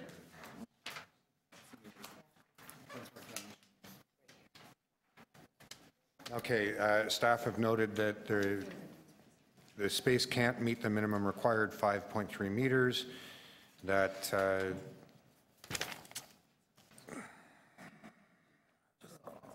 there's not adequate green space on the site currently. I move that we accept the staff recommendation to refuse. Okay, so there are two motions before us. Motion from Councillor Bailao to move the alternative recommendations to approve, and then recommendation to refuse from Councillor Perks. We will vote on the first alternative recommendations. Yes. Of the mover, I guess. Of the mover? Of which mover? Of the second mover. So your motion would mean that the whole front yard would remain concrete? No. Yes, because it says they would just install barriers to prevent the unauthorized parking. So your motion, if you wanted to restore it, would have to say remove the concrete if there was an intention. If you wish to move an additional motion, you could do that. They would be in violation of our zoning requirements on the site anyway, but that would be a separate process. Is there a... No, that's not the issue. Councillor Davis, do you have another follow-up question? Well, it is in violation of our current zoning bylaw that this is hard surface because it's supposed to be 50% landscaping, 75% of that soft surfacing. So presumably, this could be dealt with as a subsequent matter if there was some kind of investigation done. It would be required to be restored. Is that a question? I guess I'm for- questioning staff. I don't know how to deal with it at this point. I'll just vote the way I think I should vote. Okay, so the two recommendations before us, one from Councillor Bailao, alternative recommendations to approve the front yard parking appeal. All those in favor? 1, 2, 3, 4, 5, 6, 7. Those opposed? 1, 2, 3, 4. The alternative recommendations have been approved, and we will render the second vote moot. So TE 31.35 front yard. Yeah, so just to clarify, sir, your appeal has been approved. Yeah. Okay.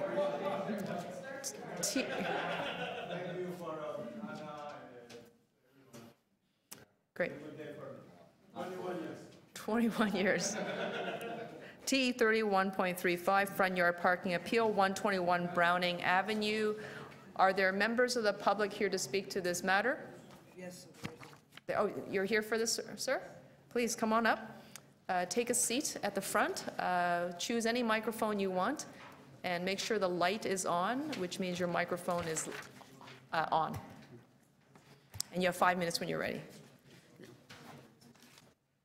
My name is Gregory Stesanis, and I'm here regarding 121 Browning Avenue, front yard parking. I'm here to ask you so that you can permit me to park my car in front of my house, the same as the other people in the block who are able to park their cars in front of their houses. I have some pictures here with, if I could show them. Yeah, if you want to put the image facing yourself and directly upright, you don't need to turn it. The way you had it was correct. There you go. That's perfect. And we'll make the adjustments. And I have quite a few. Yeah. He's showing.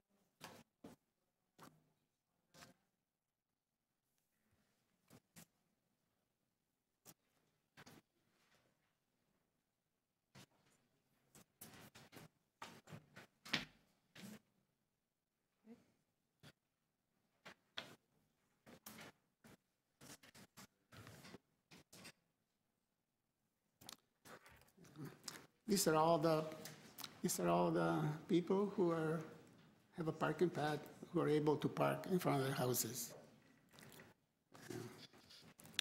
So on July the 8th, 2015, I decided to apply for a front yard parking for the following reasons.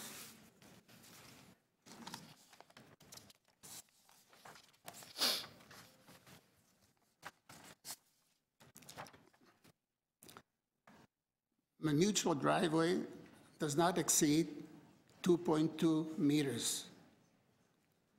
Now, in the East York bylaws, it says that you're not allowed for a front yard parking if your driveway is more than 2.2 meters.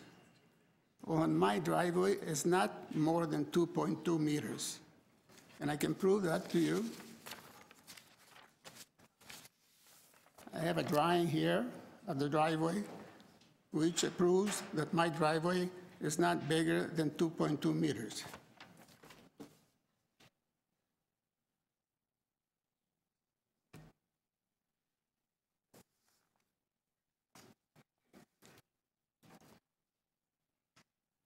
And the other reason are, the mutual driveway is 100 feet long, too long to drive in and out in a narrow space every time. Backing up is even harder. It doesn't make sense to drive a car in the garage when you need it in 5 minutes again. My neighbor has a basketball stand and a hockey net in the driveway for his kids to play. I cannot ask him to remove them so his kids can play on the street. At times, there's no parking spot on the street to park, especially evening and at night. On October the 16th, 2015,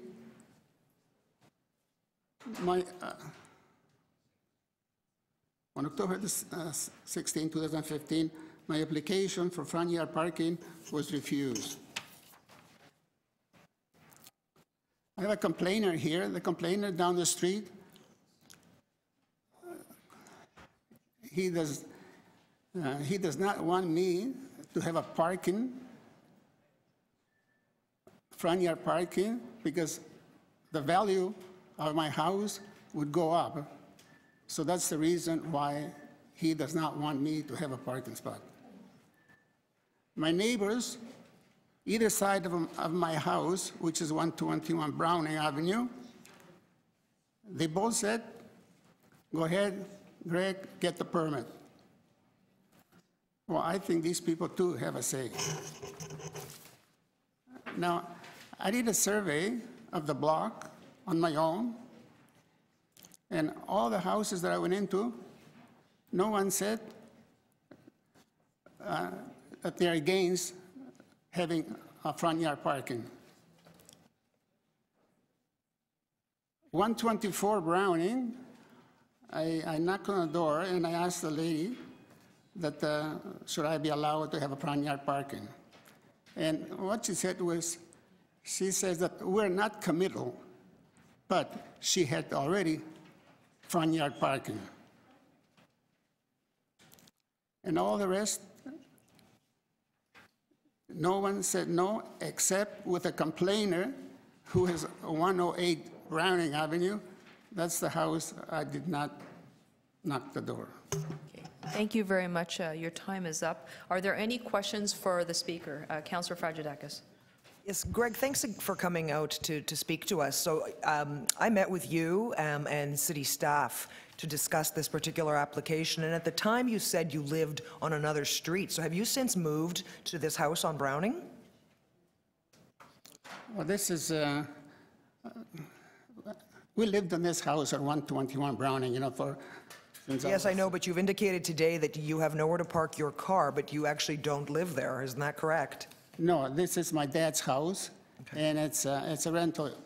It's rented, but soon, I'll be moving over there. All right, and then my other question to you is, have you read the report, I'm assuming, that the staff have produced, that is before us today, correct? That's what he said. I'm assuming you've read it, because it says that that there was a poll that was conducted, and that the poll was not favorable. So I'm a little confused about what you've said about the support that you have when, in fact, the city conducted its own poll, and I'm wondering if you're aware that the city conducted its own poll and that you did not get a positive poll. I wasn't aware of that. I never received any information, but my neighbor did discuss this with me because he got a report, but I did not get any report. As soon as my neighbor told me that about the report, right away I went to East York and I complained, and how come I didn't get a report on this, you know? And the girl over there, she looked at it and my name and my phone number, no, it was not correct, so that's why I did not get any report. Okay, but this matter's been deferred twice, so you've had at least since November of last year to read the report. Because it was deferred in November when it was before us, and I deferred it in January as well of this year. So this is the third time that this item has come to this community council, then we're actually dealing with it today, so. Yeah, but that's because, you know, it was deferred, and that's why I'm here today. Right, but my question to you is, I asked if you had read the report to see that there was not a favorable result for you from the neighbors of 121 Browning. I won't call them your neighbors, because you've said that you don't live there. Thank you. Like I said, I haven't read any report. Thank you, sir, for your remarks. Thank you. Are there any other members who have questions for the speaker? Thank you, sir, for taking the time today. I appreciate that. Thank you very much. Thank you. Yes. We'll move to questions of staff. There are no members, additional members from the public. Questions of staff, starting with Councillor Davis. I see there are two, this is the second, and I think there's another, at least one or more, of illegal front yard parking pads that are here to be legalized. How many illegal parking pads are there, Nino?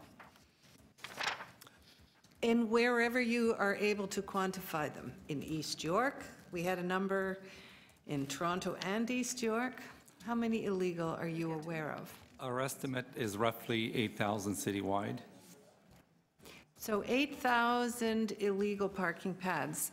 There is a registry of the legal ones, correct? That is correct. Why have we not been able to identify all the legal ones against the registry of legal ones and then enforce them? One issue is staffing issues.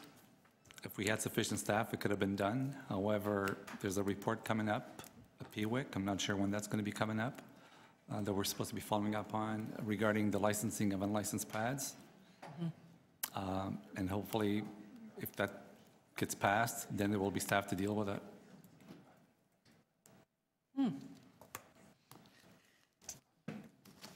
Okay, this is the second report I've seen with an enforcement fee as one of the conditions. I don't think I've seen that before. Is this new? No, depending on when the pads were put in place. In this case, the parking pad was put in after the application was submitted. Oh. That is the reason for the enforcement fee. In the previous one, there wasn't an enforcement fee because the pad's been there for many, many years. It's not something recent. That's the reason there was no. There was a previous pad here. It was just concrete. Not on this one. It was a walkway. Oh. It said remove the, oh, sorry. Councillor, if you can just. That's okay, thank you. That's my final question. Okay, thank you. Any other questions for staff? Councillor McMahon? Those 8,000 illegal pads, if we brought them into compliance, if we grandfathered them, what kind of revenues are we looking at for the city?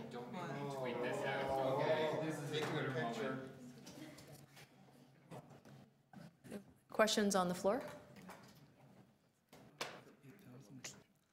It is estimated to be about $2.4 million, 2.2 to 2.4 per year. Thank you. Thank you very much. Any other members? Councillor Cressy, question. Sorry, so just following up on that, following up on Councillor McMahon's questions, how many pads operating out of compliance are there that would generate that revenue? Was it 8,000? Is that what you said? 8,000? Yes. 8,000. And so how much net green space would the city gain if those 8,000 pieces of concrete were turned into grass? How many square meters would that be? Would that be a park? 6,221, thank you. Thank you very much. Councillor Fragedakis to speak. Okay, folks, listen up. Go ahead, Councillor. I don't know if there's any other questions. I don't think so. Go ahead. Okay, well, I'm going to be moving the staff recommendations, which I don't normally do, but I actually met with this applicant well before this application came to this committee back in the fall of last year. And one of the conditions that I said to the applicant at the time was, if you can convince your neighbors in a majority to vote in favor of your application, then I would support you. But unfortunately, based on the polling results, the minimum was not met. So the neighborhood doesn't actually support this application in a majority. So I can't possibly support this. Okay. Councillor Perks, you don't need to move that or no? All those in favor of the staff recommendation? Can I just speak to the item very briefly? Sure, there's clearly room for cars to go down the driveway, and this argument that it would just be so people could stop for 5 minutes is, I just feel a little on the ridiculous side. When you go to Street View, you actually see that a car is parked in front, not on the parking pad, but in the driveway. As it should be. If you're stopping for 5 minutes, you should have that level of courtesy to your neighbor, that you don't just lay on the horn, let them run their groceries in and then drive away. But the reality is, people have been living like this in the city for decades. What are we doing? Like, are we just that obsessed over having that car on our front lawn that we are prepared to make some of these sacrifices? And I say this, I think this is the right decision that the councillor is making. All my decisions. Like a good majority of the decisions, I would agree. But just to have us question some of those on the community council that support front yard parking, just what we're doing it for. And I reject this notion that we should legalize 8,000 front yard parking spaces for money. The reason why we don't allow front yard parking spaces, and you have to go through this whole rigmarole, and in some areas there's a complete moratorium against them, is because front yards are pretty and they make for nice walkable neighborhoods that are safer with less cars crossing the sidewalk. In addition, we can then landscape our sidewalks and put vegetation there rather than concrete. And the reality is, if we just legalize these 8,000 what for money, what message is that sending? Okay, so it's we have a motion on the floor. If Councillor Davis to speak as well. I'm sorry, sir. We've brought this matter into Community Council. We're just about to make a decision. Councillor Davis, please. There is a predominant built form in certain sections of Councillor Matlow's ward that's very similar to this area of East York, which are streets of semi-detached homes. And they were all built with mutual driveways. So when you buy a home and you have a mutual driveway, the assumption is it is an access. They are skinny. I agree. But there are cars that will fit between them. And as others have said earlier, I have lived experience. So people learn to share the driveway in a variety of ways. So some park on the street on a month-to-month basis and share with their neighbors the driveway. They sometimes do it 6 months at a time. There are ways that you share the paved space that is a mutually shared space. And I absolutely agree with Councillor McMahon that we need to resolve these. But I don't see that the resolution is this, I don't see the resolution the same way she does, which is to legalize them. I think we need to enforce them and at least deal with the question of fairness. And it is not fair right now that there are people who are parking and paying, there are people who and have permission, there are people who are parking where there was permission but it expired and they're not paying, there are people who are parking completely illegally. And this question of fairness for on-street parking, when we finally, hopefully sort that out. We will sort out the question of fairness for front yard parking pads as well. And that means equitable enforcement to ensure that people are treated the same way. Okay. Thank you very much, Councillor. And Councillor McMahon? Thank you very much. And so this has been bothering me since I first was elected in 2010, and it's an equity issue that some of my residents pay, and they did things properly, and they pay to park on their parking pads, and others don't. And some residents don't realize that their parking pad is illegal. It's been there forever. And some knew it was illegal because they put it in illegally, and other ones inherited that because the real estate agent duped them into believing that it was an illegal pad. So from an equity issue, I think this needs to be resolved, which is why I'm a dog with a bone with this, and I have been since 2010. And it's great enforcement, but when is that ever going to happen? That is not, I tell you, well, you have a new makeup of council next term, but I'll tell you, it will not be solved anytime soon. So I'm like, deal with it now, to get this report coming to PWIC, and let's get it over with.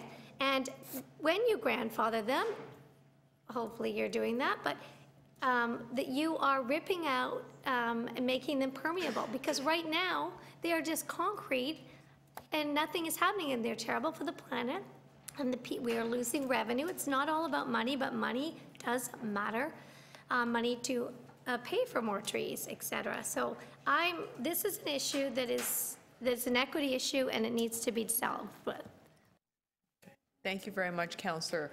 Anyone else who would like to speak?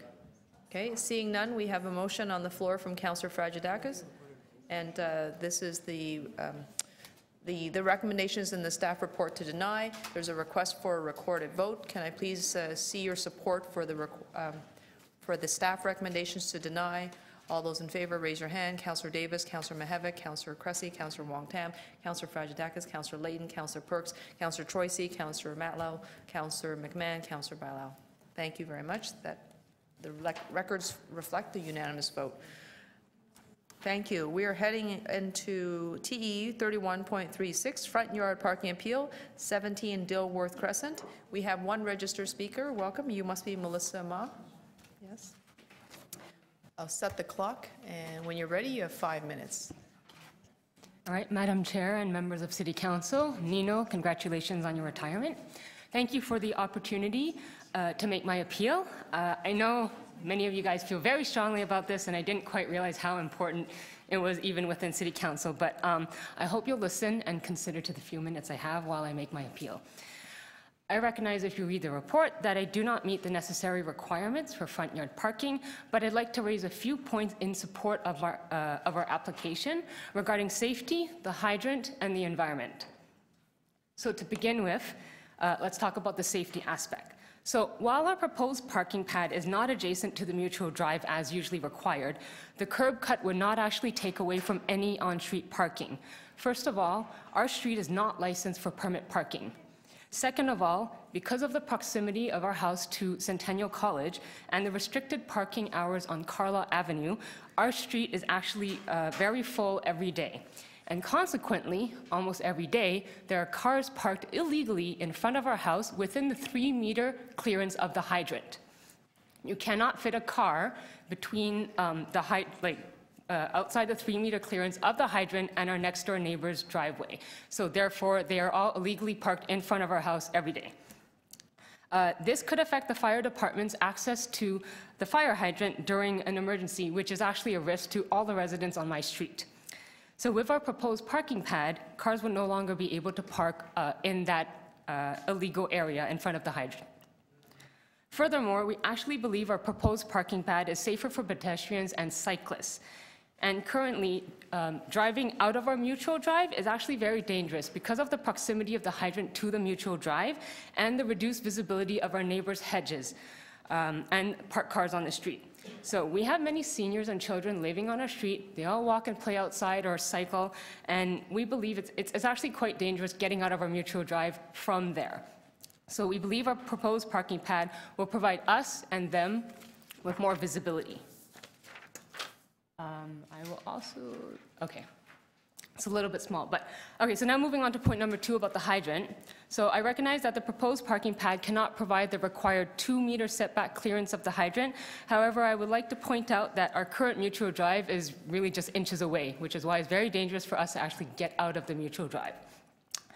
Speaking to the fire department, and according to the City of Toronto's website, the requirement is to have 1.2 meters of space around the hydrant, unobstructed.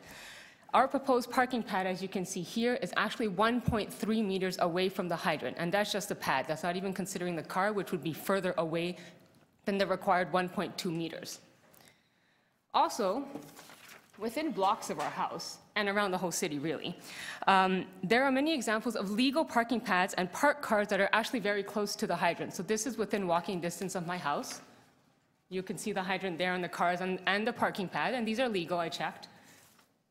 Here are other examples of legal parking pads or garages and driveways where the cars can park right next to the hydrant, and the hydrant is super close to the driveway. Here's another example in my ward as well, and these ones are interesting as well because on top of having parking pads and parked cars legally allowed to park near the hydrant, there are actually fences closer than the 1.2 meter requirement that is set out by the city. So you can see there are fences around here. And right by the school near my house, Westwood Middle School, there's actually fences that are 1.2 meters away and 1 meter away, which is actually less than the required by the city, but I'm sure that's probably fine. And in other wards too, it's not just my wards, obviously. This one is interesting because it's right across from the fire department, and there's 2 utility poles, a fence, right within that, that fire hydrant. And also, in other words, because I go to Chinatown a lot, we see these ones all the time. The fences are definitely within 1.2 meters, but that's it. Okay, so just moving on because I'm running out of time. To minimize stormwater runoff, we are proposing a permeable ribbon driveway, so which typically creates contains 60 to 70% less impervious surface than a full-width driveway, according to the City of Burlington and Vermont. We will also be installing a rain barrel to further divert water. Looking ahead, having a parking pad will also allow us to consider an electric vehicle in the future.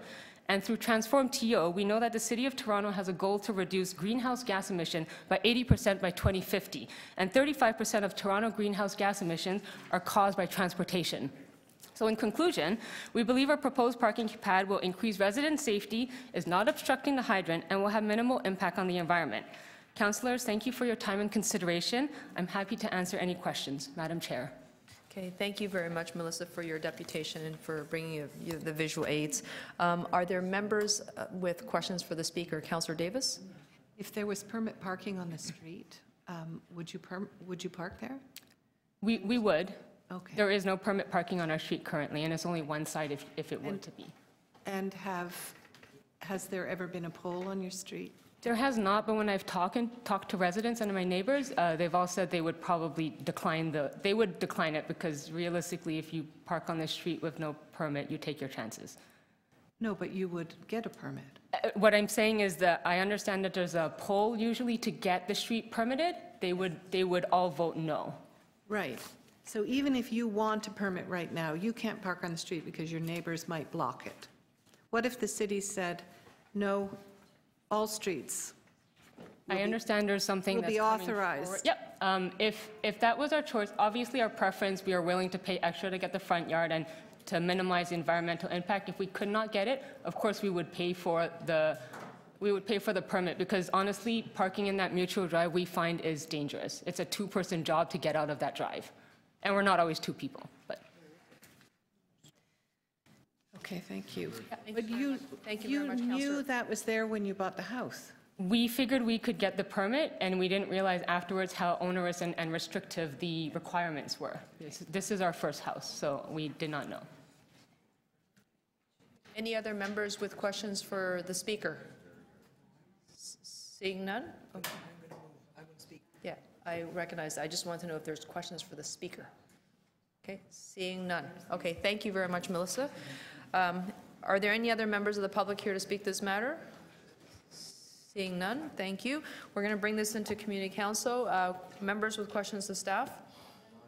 No, seeing none. Members to speak, Councillor Fragedakis. Thanks, Madam Chair. So I'm going to be moving the alternate recommendations. The situation on Dilworth is essentially most people on Dilworth actually have a driveway. They actually don't park on the street. We're in an area where Centennial College is the biggest neighbor, and we have all sorts of restrictions on streets in the area of Centennial College throughout the day in order to deal with a lot of the students that are driving and parking all day and taking up parking. So there's a series of restrictions on Carlaw, Dilworth, and other streets to deal with that. She got 87% support from the neighbors, so that to me is indicative of more than consensus. So, Okay, thank you very much, Councillor Fragedakis. Councillor Perks. Hi. Noting that, as Councillor Fragedakis said, most people have parking on the street, including this applicant already has parking, and that... said she doesn't. Sorry. They have parking. I said they have parking, which they do. They have a driveway they can park in. And that the application would not meet the city's open space requirement, would not meet the soft landscaping requirement, the clearance wouldn't be adequate, and the proposed parking space is not adjacent to the mutual drive. I'm going to move the staff recommendation to deny. Okay, thank you very much, Councillor. Anyone else who would like to speak? Councillor Fletcher. I'm going to speak and say I just find this more and more difficult every time, because here's somebody that should be able to park on Dilworth Crescent. Dilworth, is it Crescent? Yes. She should be able to park there. And because the street hasn't voted to say you can permit park there, she can't. And now she's coming and saying, well, now I want to pave my front lawn, which we don't support. Many of us just can't support that. So we're put in this very awkward situation. I think we have to find an out-of-the-box way to do that without necessarily saying that whole street is now a permit parking street. We have to find a way in these situations while we're figuring out permit parking, because only one councillor has done that, and the rest of us are waiting for this other meeting. We should be able to say, here's zones, and we're able to give you a permit to park on the street. Nobody else can park on that street, but you can park overnight on that street. I don't know how to do that, but it just fixes this issue. Instead of saying everybody on your street without even voting has now said you can't park on that street because it's not a permit parking street. This council, with all of our authority, can't say, do you know what, Melissa, you can park on that street. Nobody else can, but here you go. You have a permit. You can stay out there overnight. What's wrong with that? It needs a bylaw. Well, we should just have that, but instead of saying every street has to be 100% permit parking, in these situations, and we continue to run into them, one-offs. I suggest that we keep the conversations to a minimum, let Councillor Fletcher finish her remarks, and we'll proceed. So I would with the vote. kind of ask, is there some space we can create to figure this out? Pardon me? I know everybody wants to talk about it because I've just had it. We've had it with people that have legitimate problems, and we can't give them a permit when really and truly you should have a permit. And I have to vote against you having a parking pad, and why can't we figure out how to do that? So I would prefer if we had a report come back and say, here's how you can do that, one-offs, not all streets, Councillor Davis, one-offs. You're a community council, give us the authority to do one-offs on streets. Pardon? One permit, period. Okay, thank you very much, Councillor Fletcher. I don't want to hear how I can't do something, Councillor Davis. I want to hear how we can do something. Councillor Fletcher, thank you. Councillor Davis, I will acknowledge you after Councillor Matlow.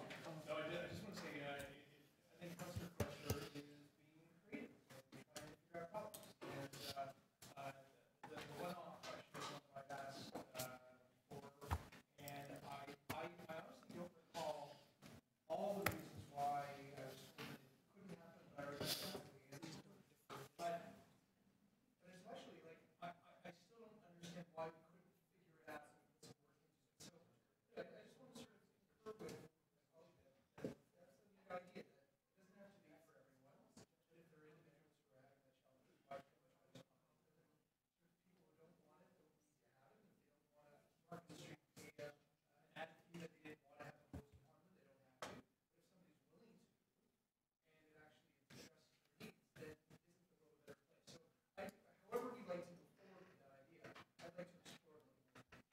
Thank you very much, Councillor. Councillor Davis.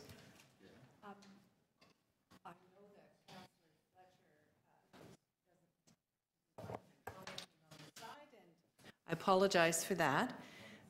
But the parking bylaw has to be in effect for a permit to be issued. So I think the solution would be for the full street, Dilworth, to be authorized for permit parking. That means the signs would go up, it would be signed, but Councillor Fragadakis, it's her street, and so I'm not going to move it. It's not her street, sorry. It's a street in her ward, and we are going to be having this debate or discussion at the consultations that are coming up in April. Can we do it street by street? How do we phase it in? There's going to have to be a phase-in process. And this is potentially an option that we can look at, but I think the bylaw has to be in effect for a street to have it signed, so it's clear what parking is permitted on that street. So anyway, I will leave it at that. This does need to be resolved. This is absolutely another fairness issue.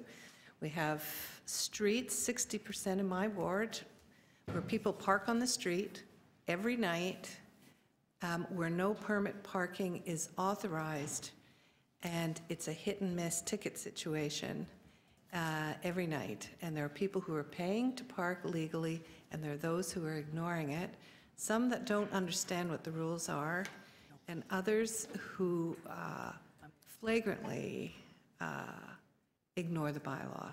So we have to resolve this from a fairness perspective, on-street permit parking and front yard parking in a coordinated way. Thank you. Thank you very much, Councillor. Anyone else to speak? Councillor McMahon.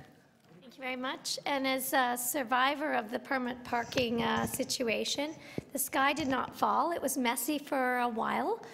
But you know, we got education and messaging out there as to why we put in permit parking on streets that did not have it. And many people, again, residents did not know that some people were paying to park on the streets and others were not. And again, we're back to equity on that, fairness, and I'm proud of the rest of you for following suit on that, and look forward to supporting you on that initiative. Thank you very much, Councillor McMahon. We have the alternative recommendations before us. All those to support the alternative recommendations moved by Councillor Fragedakis, please indicate your support. One. Alternative recommendations from Councillor Fragedakis.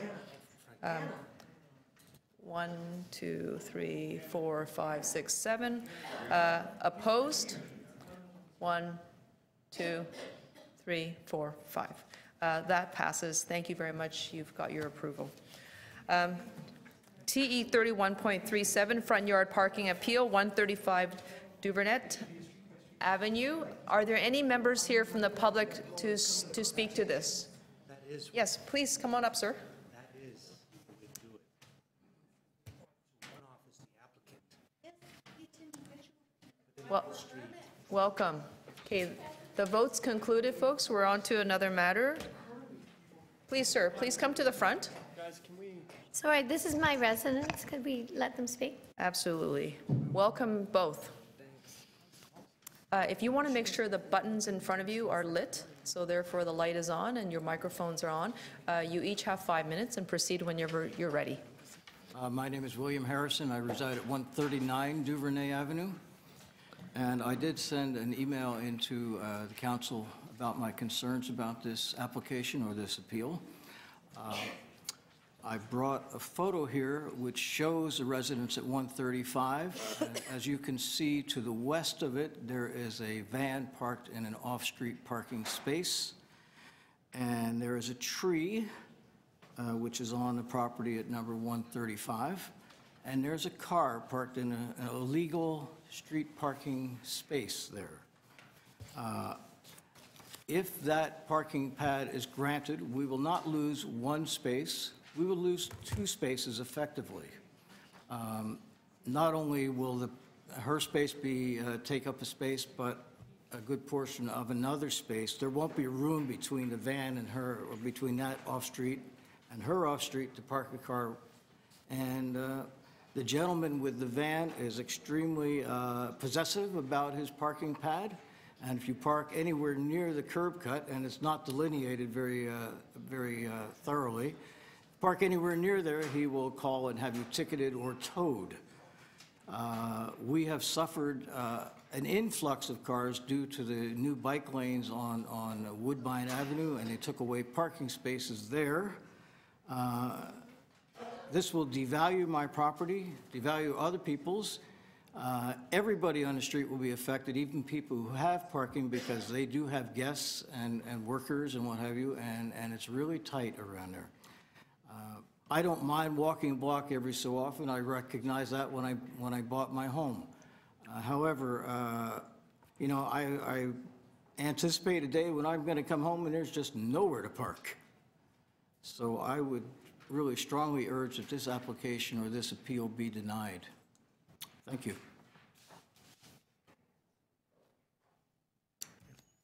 Can I go? Sure, if you introduce yourself. I'm Fergus Mallon, and I live at 137, and I am the estate which is attached to her estate. And on a personal level, I don't want a big, huge SUV on my front lawn when I walk out in the morning. And I also want the place to have flowers, and I don't want the place covered with cement. Secondly, I have to park on the street, and as Mr. Harrison said, 2 spaces will be eliminated. And as it is, if I go home after about 4 o'clock, I have to walk a block and a half or more, rather large blocks, just to get home. And I think on almost every level, it is wrong to the neighborhood, and it's just a wrong decision for her to have parking there. There was a survey done by the city. She was refused. And I mean, how often do you have to do this? And that's about it. Thank you very much. Congratulations, Mr. Palladino, by the way.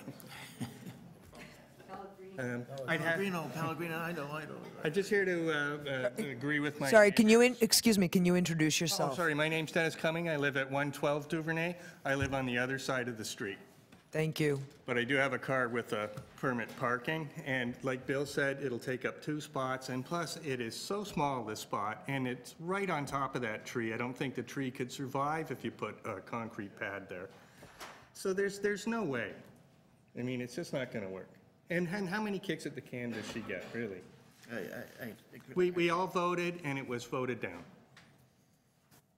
That's it. Okay. Are there any other members of the public to speak to this item? Come on, Joe. We got half of Duvernay here. Does anyone else from Duvernay want to speak to this matter? Okay, so I guess that brings us into committee. Does anyone have questions of staff? Seeing no questions to speak.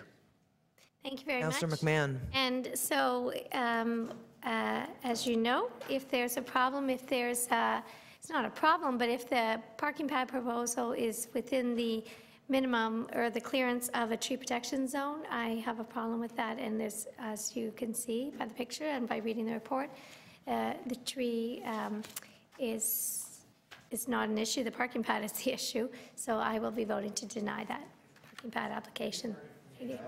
Thank you. You've moved the staff recommendations. To deny. Okay. Because, yep. Thank you. Councillor Cressy? Oh, okay. So we're to vote? No, since there's no one else to speak. All those in favor? Any opposed? That carries. Thank you. So it's been denied for those on Duvernay that were interested in that. Run fast. Next. We don't feel we have to run. You got that. Okay, thank you very much. We are now on item TE 31. Councillor Fragedakis. Can I say one thing? I did forget to mention that, just with clarification to a comment from the deputant, is that the parking spots on Woodbine are now legal. They were not legal before, so we have put them in.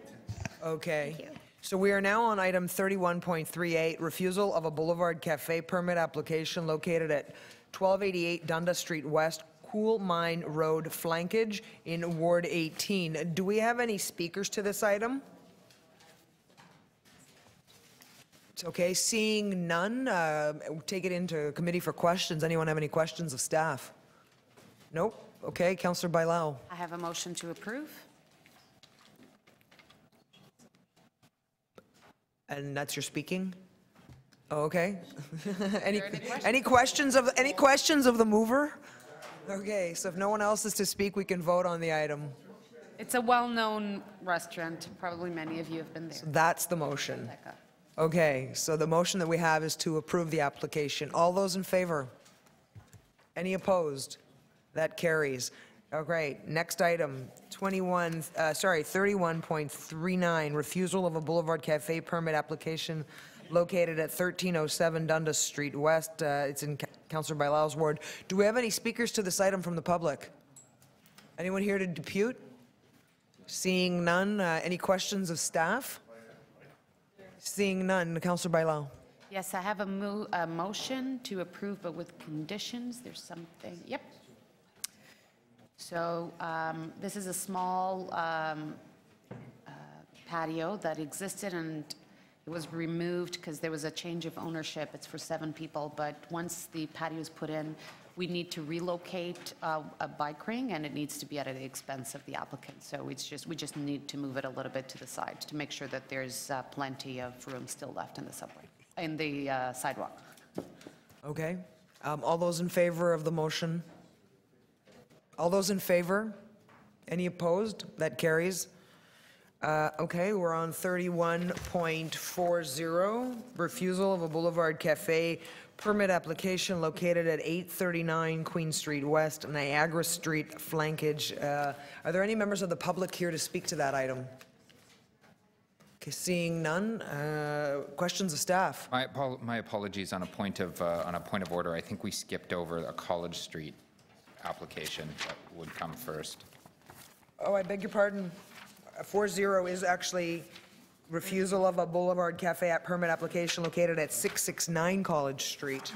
I was on item 41 mistakenly. Okay, so is anyone here to speak on that matter with respect to 669 College Street? No? Okay. Any questions of staff? Seeing none. Councillor Layton. Thank you very much. I really wish someone was here, because now I just have to go to the bar and during operating hours to meet with the applicant who hasn't been in touch about what we should be doing with respect to this item. So I will need a deferral for 1 month in order to go and visit the establishment to have a chat with the applicant.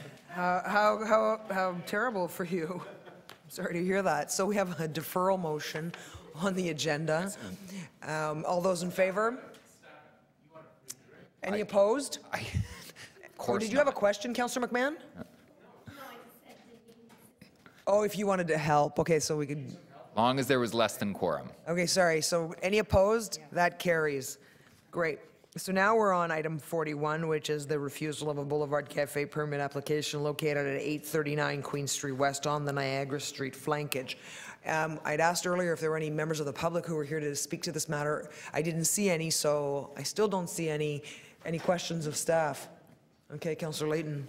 Thank you very much. I have a motion to approve under certain conditions. Okay. The time restriction, a number of seating restriction. I may have that number of seating restriction wrong.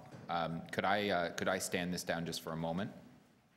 Okay, well, we'll apologies. stand this item down and go to item 42, which is a refusal of a Boulevard Cafe permit application located at 199 Augusta Avenue. Is there anyone here from the public to speak to that matter? Seeing none. Are any questions of staff? Councillor Cressy. Yeah, I have an amendment, if it can be put on the screen, which I'll be moving, which is to approve with conditions that I've worked on with members in the community and the applicant. Any questions? Seeing none. Anyone else to speak? Seeing no one wanting to speak on this issue, we'll take a vote. All those in favor of the motion on the screen? Any opposed? That carries. Item 43 is refusal of a boulevard marketing permit application located at 651 Gerrard Street East. Do we have any members of the public here to speak to this item? Seeing none, anyone have any questions of staff? Seeing none, Councillor Fletcher. I have a motion. Staff have that motion for 651 Gerrard Street. Item 43.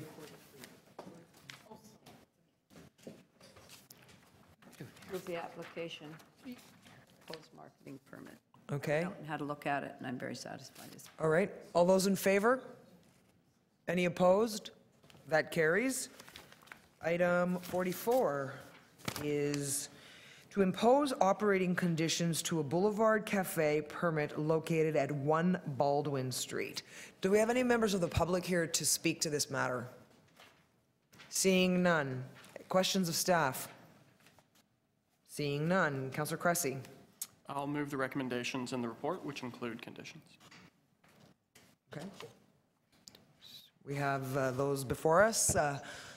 All those in favor? Any opposed? That carries. Item 45, impose operating conditions to a Boulevard Cafe permit located at 444 Spadina Avenue. We have someone here to speak. Yes, it's Boulevard for the defendant. And we were hoping actually to have this matter deferred for 1 month. We do have some, I took carriage of this matter just recently, and we do have some further information we would like to bring towards council. Okay, thank you very much. So, Councillor Cressy? Yep, we have this is to defer this for 1 cycle, which I'll move. Okay, we have a deferral motion on the floor. All those in favor? Any opposed? That carries. Deferred till May 2nd. May 2nd at the same time? See you then. I'm not sure it'll be the same time. Hopefully it'll be warmer, though. Okay, perfect. You'll get a notice from the clerk. Item 46, we have impose operating conditions to a Boulevard Cafe permit located at 511 Danforth Avenue. Anyone here to speak to the item? Okay, any questions of staff? Seeing none. Councillor Fletcher.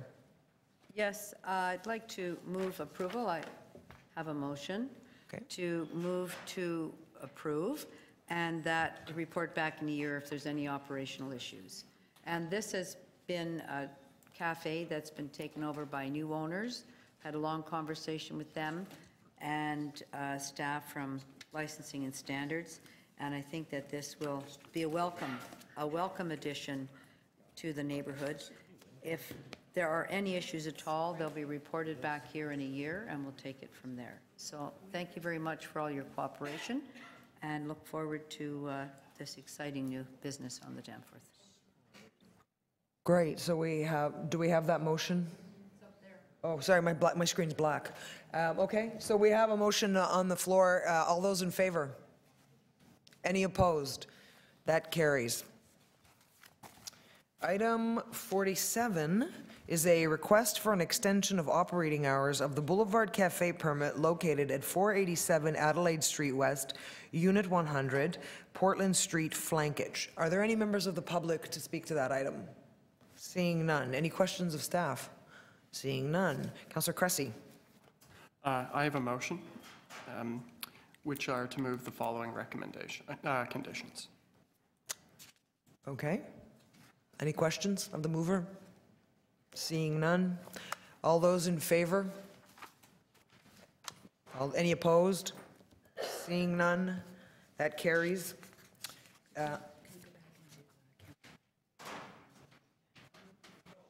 So we're going back to item 41, which is a refusal of a Boulevard Cafe permit application located at 839 Queen Street West on the Niagara Street flankage. Councillor Layton had wanted to verify some information. Yes, thank you very much, Madam Chair. I had to remove a condition, but it's all there that your standard conditions are on no amplified music, windows must remain closed, noise shouldn't project farther than a reasonable distance. and a time restriction. I have been to this establishment and can tell you that the loaded pierogies at Loaded Pierogies are something else. Excellent. Okay. With that ringing endorsement of the pierogies, anyone have any questions of the mover? No. Let's vote. Oh, okay. Hug it out later. All those in favor of the motion before us? Any opposed? Seeing none, that carries. I just got to see where we are in the agenda. Just one moment. And Chair, I had spoken with Councillor Wong Tam before you took the chair seat. I need to move to reopen item 62 as there is a deputant who's here. We did it as a quick release before lunch, or just after lunch. Yeah, to hear from a deputant.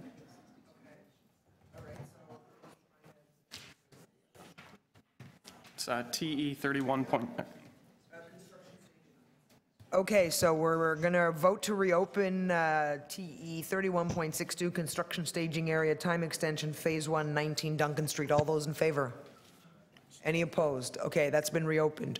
If the deputant could approach. Is it you, Max? Wouldn't you know? Come on up.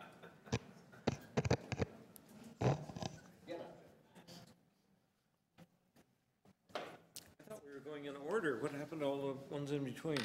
Oh, you've done them already. Okay. Hello. I move very quickly. Yeah, I'll say. Once in a while, Community Council faces a tough problem. And two stick out. One is front yard parking, and the other one is what to do about construction that blocks the street. And both of these are really tough problems. And I don't want you to think that they're easy, as you don't think they're easy. Grange Community Association would like to add our voice to the planning discussion that has been going on at Community Council for some months now, the discussion about construction management. The question about how to manage Duncan Street during the Allied West Bank construction of their excellent new building, and I want you to know that I think this really is an excellent new building, and that's not why I'm here. This issue was first before Community Council on September the 6th. I'm sorry that I didn't pay enough attention at the time to recommendation 9 on September the 6th, that the northbound lane on Duncan be blocked, which effectively traps the northbound traffic. I only discovered this about a week ago as we were leaving a community consultation at Metro Hall and walking up Duncan Street, and there it was, closed off, that block.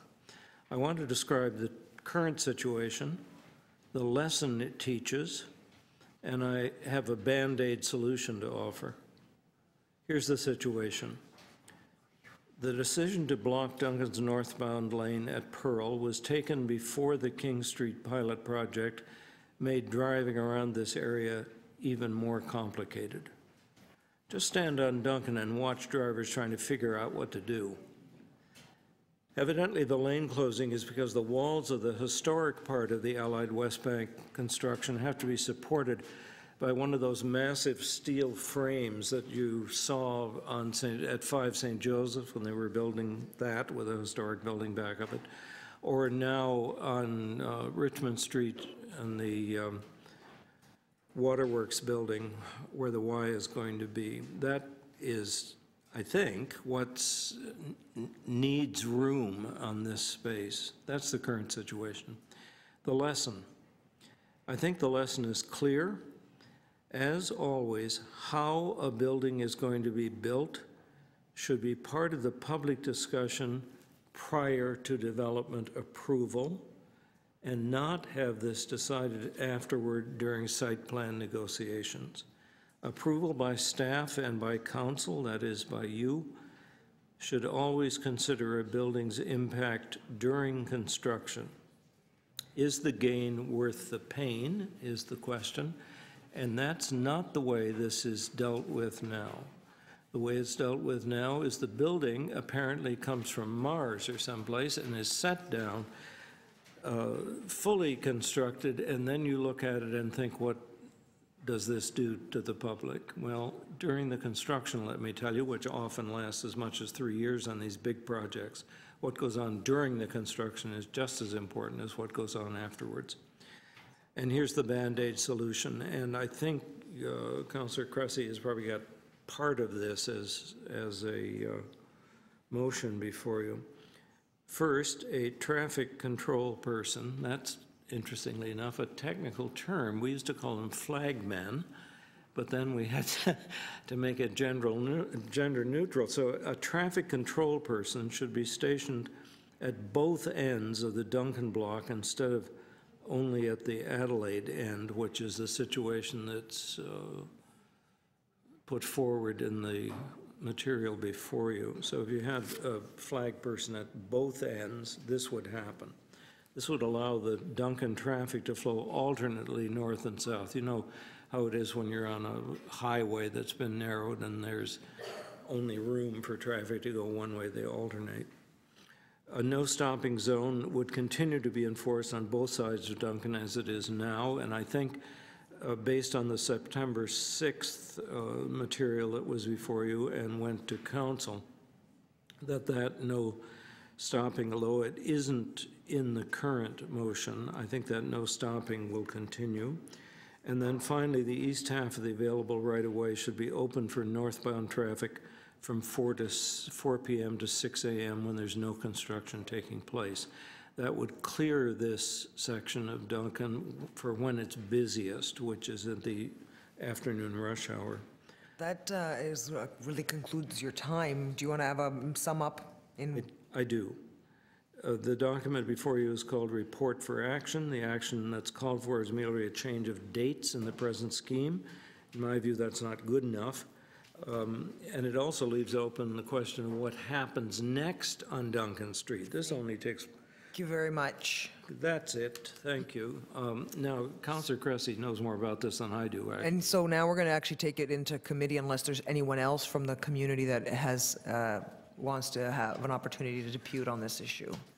No. Okay. Seeing none. Councillor Cressy. Thanks.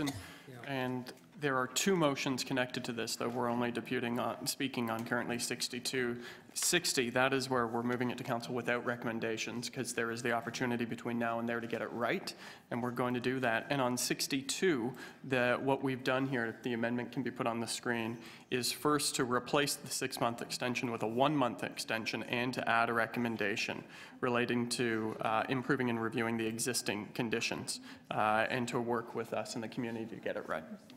And so I will move that and thank you to the deputant for his comments. Okay. Thanks. So we have an amendment to the item on the screen. All those in favor of the amendment? Any opposed? That carries. Item as amended. All those, do we have enough here for quorum? Yes, we do, don't we? Yes. Yeah, we do. Yeah, okay. So item is amended. All those in favor? Any opposed? That carries. Okay, so that concludes 62. We are going to item 53, which I was holding, and I was going to release to Councillor Davis, but I don't. Oh, there she is. It is Old East York Village hydropole relocation notice of pending report. The report has been circulated. Councillor Davis, any questions of staff, or are you moving a motion? Okay, great.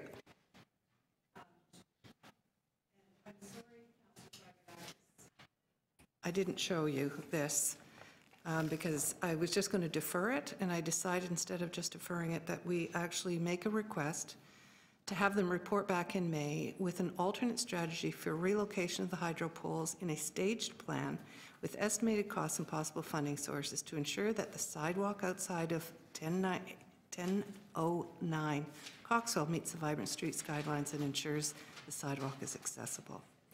So what has come back once again is that there is no solution, and there is some suggestion that it could be dealt with in a full streetscape plan to be implemented in 2020.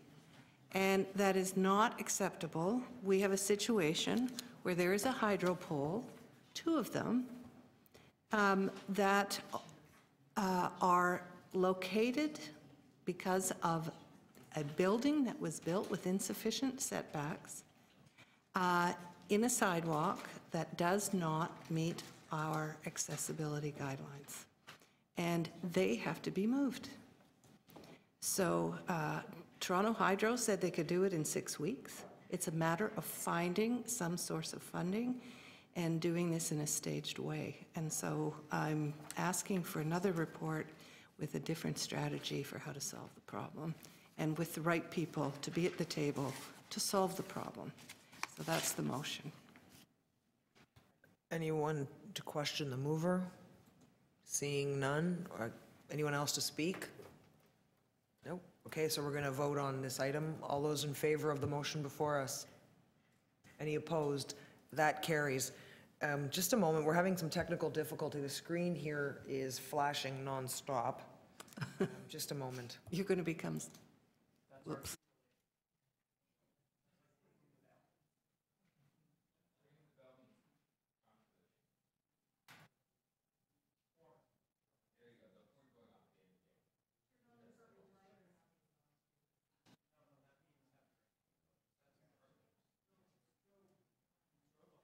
We're on item 90 while they're dealing with some technical issues. Item 90 is, I thought, been dealt with. It was speed humps on Gulfview Avenue. Did we reopen that? Yeah, we passed it, and then we realized they were deputed, so we reopened. Okay, so any members of the public to speak to traffic calming speed humps on Gulfview Avenue, if you could please approach. Could you just give me a wave? Should you see it again? Okay. Okay, if you could identify yourselves, that would be great. Are you both speaking or one speaking or one at a time? We're both speaking. Okay, so if you could introduce yourself, that'd be great. Good afternoon. My name is Nancy McCall, and I'd like to speak to you about the proposed speed humps on Gulfview Avenue and the reason why they're needed. I've lived on Gulfview for the past 24 years, and my house sits midway between Norway Junior Public School and Castles Park Playground. A home daycare is located next to me, and pedestrian traffic on Gulfview is high during the week as parents and children walk to and from school and to the playground. 1 block west of my home is Woodbine Avenue, which runs parallel to Gulfview. As I'm sure you know, Woodbine's a major artery that connects directly to Lakeshore, Boulevard, and downtown, and eastbound drivers use Lakeshore and Woodbine to make their way home. This is history that you're all familiar with, but for the record, in September 2017, the city reduced Woodbine Avenue northbound to 1 lane in order to accommodate installation of a bike track and permanent street parking.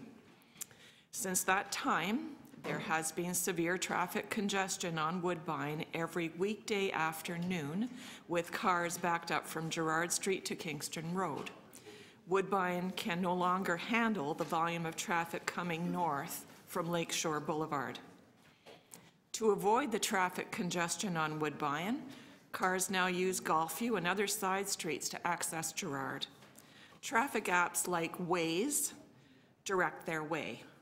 Starting at 3 p.m., frustrated drivers speed up Gulfview, barely slowing down for stop signs.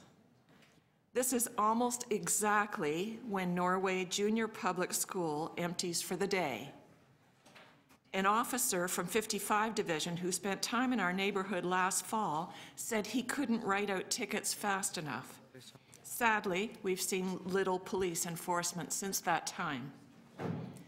In November, I submitted a signed petition for speed humps to be installed on Gulfview. Unfortunately, the traffic study done to support this petition was completed 4 days before Christmas, when many people were on vacation. Traffic was noticeably lighter the days of the study, and not surprisingly, the average volume and speed of traffic did not quite support the installation of speed humps. However, despite the study results, Councillor McMahon has indicated she will support speed humps on Gulfview, and I'd like to thank her for that. Even if approved, however, I've been told they will not be installed until sometime in 2019. A group of concerned residents, including myself, recently submitted a proposal to install no left turn signs at Golfview and Duvernay and Golfview and Castles, but the city deemed the proposal to be unenforceable. Instead, the supervisor of top traffic operations suggested that we, the residents, petition for no right turn signs on Woodbine from 3:30 to 6:30 p.m. As this would block all Duvernay, Burgess, and Castles residents from accessing their homes via Woodbine, it is unlikely we would be able to achieve the required 80% agreement for petition. I've suggested that the northbound bicycle lane between Corley Avenue and Gerrard Street be moved from Woodbine to Golfview. This would allow Woodbine to be restored to 2 northbound traffic lanes with overnight parking. Another idea would be to change the Woodbine bike track to a bike lane and remove the permanent parking. But I'm not a traffic engineer. We need experts to resolve the Woodbine traffic congestion. Speed humps on Golfview will help, but they won't solve the traffic problems in our neighborhood. The root of the problem is the Woodbine Avenue congestion, and this needs to be addressed by the city's traffic engineers.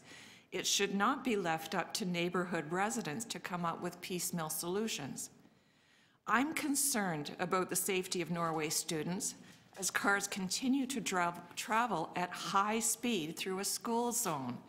I'm worried a child will be injured or killed unless a solution is found soon. And I implore City Council to approve early installation of speed humps on Golfview and take action regarding the Woodbine Avenue congestion. Thank you for your attention this afternoon. Okay, thank you very much. Are there any questions for the deputant? Okay, seeing none, thank you. And just because I walked in the middle of your deputation, I apologize. Nancy? Yes. Okay, and does that mean Vicky is right next to you? That's right. Okay, great. Thank you very much. Thank you both. Are there any members with questions of staff? I was going to speak to. Oh, I apologize. I apologize. I don't mean to cut you off. Go ahead, No, please. that's okay. I'm not going to repeat some of what Nancy said. We've got many of the same notes, and I submitted my notes in advance of the meeting. My name is Vicki Bales. I live on Golfview.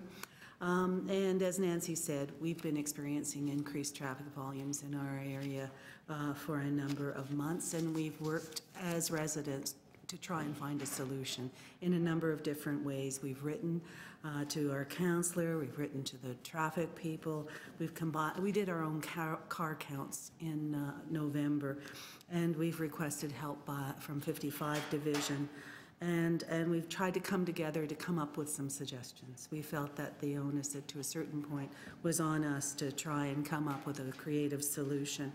And finally, we've worked on developing petitions like the one before you. So I wanted to say I think we clearly need speed humps on this stretch of Golfview, but we also know while they may ameliorate the situation, they won't solve the problem. The issue is bigger than just Golfview. It's not one street alone. And the area, if I'm right, it looks like it's about half of Census Tract 78, which is about 3,000 people if those 2016 census stats are correct. Nancy's mentioned Norway Public School and the home daycare. There's also a playground with entrances to that playground on some of these streets. We already have speed humps if you walk our neighborhood. Some of them are so old, they're ground down, but they're there, they're visible, barely visible, and we know what they can and can't do. We are trying to be realistic. We welcome the idea of speed humps on Lower Golfview if that's what's going, but we feel that other measures are necessary to address the traffic issues. As Nancy said, Mary Margaret's been kind enough to share some of our suggestions, and they really haven't flown with city staff. Meanwhile, so we're stuck with the idea of speed humps as the item on the table, and we want to see those come as a first step. But meanwhile, as the weather becomes nicer, we are much more aware of some of the driving behaviors that are putting people, including children, at danger. We've talked to young mums in the neighborhood who are not able to be here today precisely because they are young mums. about situations they've witnessed with frustrated drivers pulling around others lined up at stop signs. With the nice weather, we also anticipate rollerbladers and who pay as much attention to stop signs and speed signs as drivers. In other words, sometimes not at all, and who come barreling down Golfview through those signs. We feel we can't have a neighborhood that becomes an unsafe environment. We're conditioned to something that is usually generally quite calm, limited traffic, but for 3 hours every weekday, we have horrific traffic from our perspective, and so we're becoming an unsafe neighborhood. It's the result of urban planning by Waze, in my estimation, the app that focuses on moving cars rather than thoughtful planning that takes into account the interests and safety of everyone else using the street. Definitely we need speed humps, but we also need to see traffic moving better on Woodbine. We need effective enforceable measures that prevent cars from using our neighborhood as a shortcut to Gerrard. We need to make sure that we don't punish neighborhood residents in the process by impeding their return home during rush hour. And we need the help of city staff, because as Nancy said, we're not traffic engineers, staff that are educated in these types of issues to work with us to develop a thoughtful plan that works to everyone's benefit. It's really complicated, and what alleviates the situation on one street causes a problem on another street. And it can become a process of pitting residents on one street against residents on another. Residents against cyclists, pedestrians against cyclists, everybody against cars, and it's leaving drivers clearly frustrated and prone to dangerous behaviors. This is crazy making, and it's not good city building. We need help, and there are people in our neighborhood that are willing to work on this, but we can't do it alone. But we do hope that the first step with the speed hump application will pass. Okay. Thank you. Vicki, thank you very much for your deputation. Are there any members with questions for our speakers? Okay, with our thanks, thank you. Thank you. Thank you. Members with questions to staff? Councillor Mihevc, Councillor Davis. Yes, I'm a bit concerned about speed hump request this year not happening until 2019. Is that budget-driven or process-driven, or does anyone have any? It's budget-driven at this point. You were on the budget committee. So if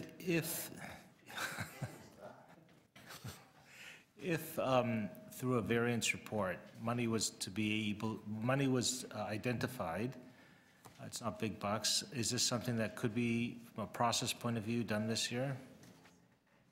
We'd have to look at the outstanding list of speed hump requests before I could answer that question. I'm not sure where we are in terms of the number that are in the pipeline. What's your guess? Without committing. It may be possible. Thank you. No jumping the queue. Okay, thank you very much, Councillor. Councillor Davis?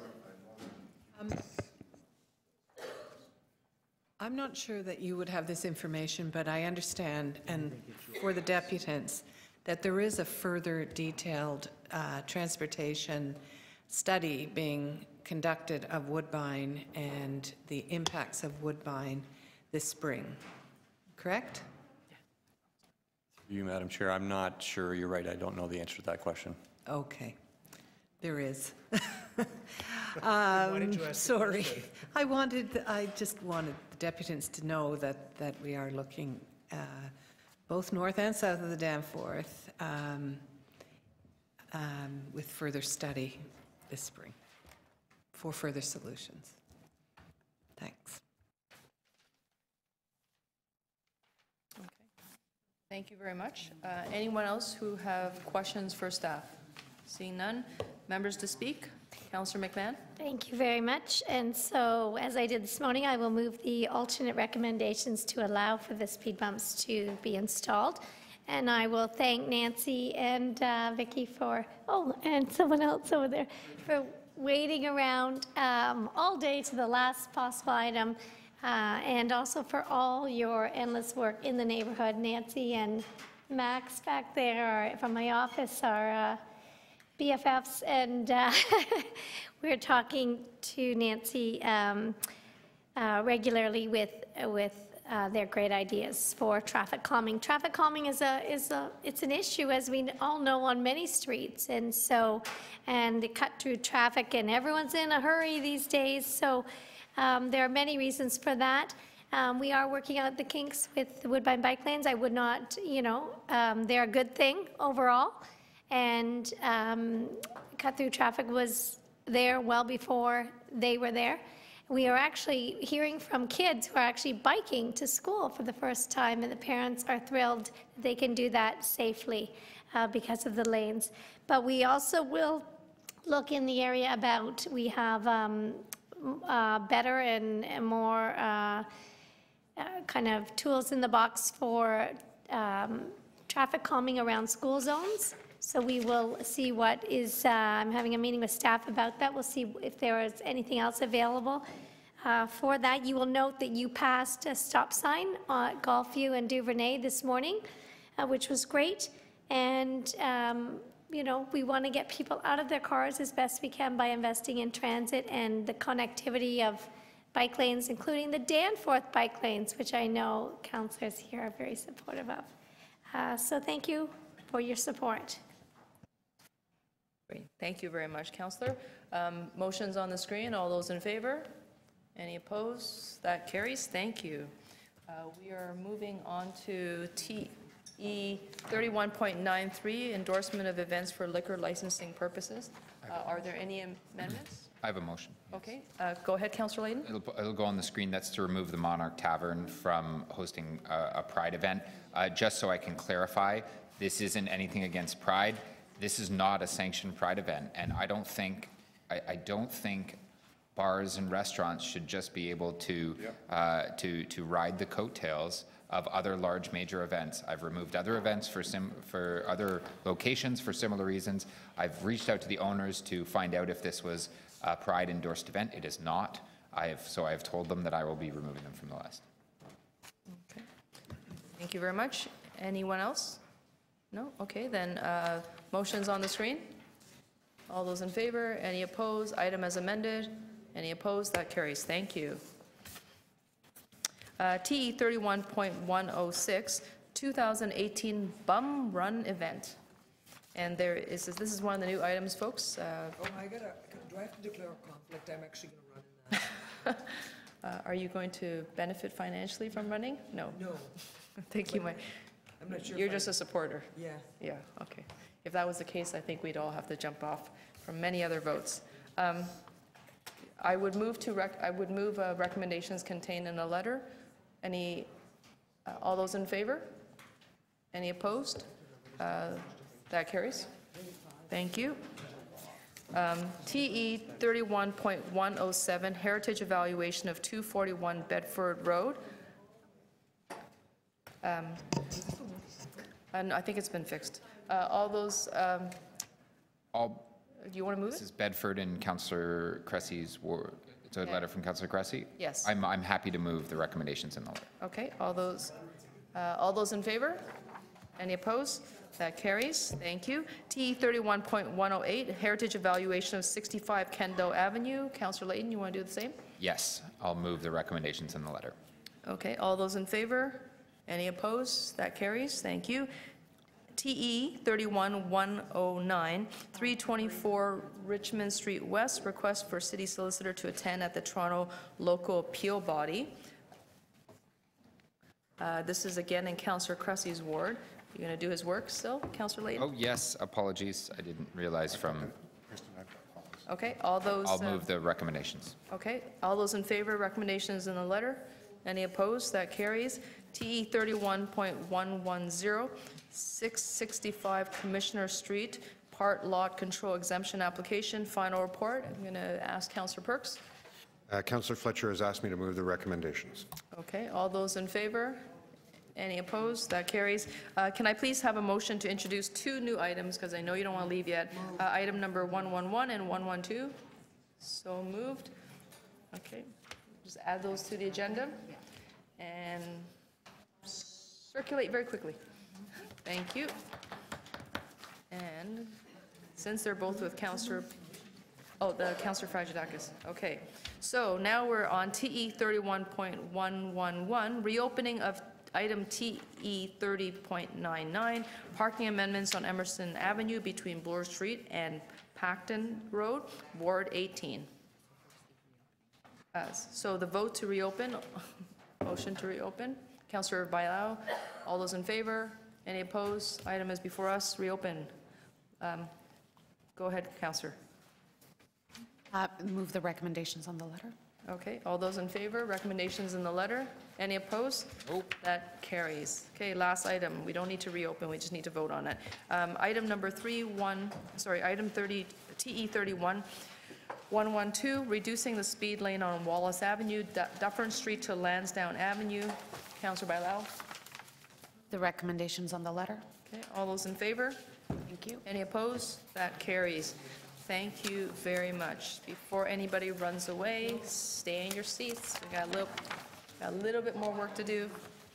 Did Nino run away? He's gone. And David is gone. Okay. Who has, hold on. Councillor Matlow has introduced. Okay. Councillor Matlow, I'd like to request that you make the introductions. Yeah, that the Toronto and East York Community Council pass and declare as bylaws Bills 381 to 419, 421 to 430, and 433 to 455 prepared for the April 4th, 2018 meeting 31 of the Community Council.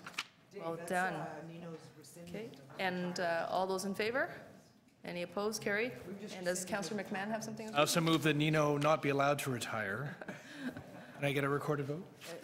Request to add a new item on the agenda. Councillor McMahon, go ahead. Sure. That the Toronto and East York Community Council pass and declare as a bylaw a confirmatory bill to confirm the legislative proceeding of the Toronto and East York Community Council acting under delegated authority at meeting 31 on April 4th, 2018. All those Happy spring. Thank you very much, Councillor. All those in favor? Any opposed? That carries. Well done, everyone. Congratulations. Brings us to the end of our agenda. Please go home and look at the time. It's not even 5 o'clock. I don't know what to do with myself. Yeah, go to your community meetings. And thank you, clerks, for all your amazing support every single time. We couldn't do this without you. We don't want to do it without you.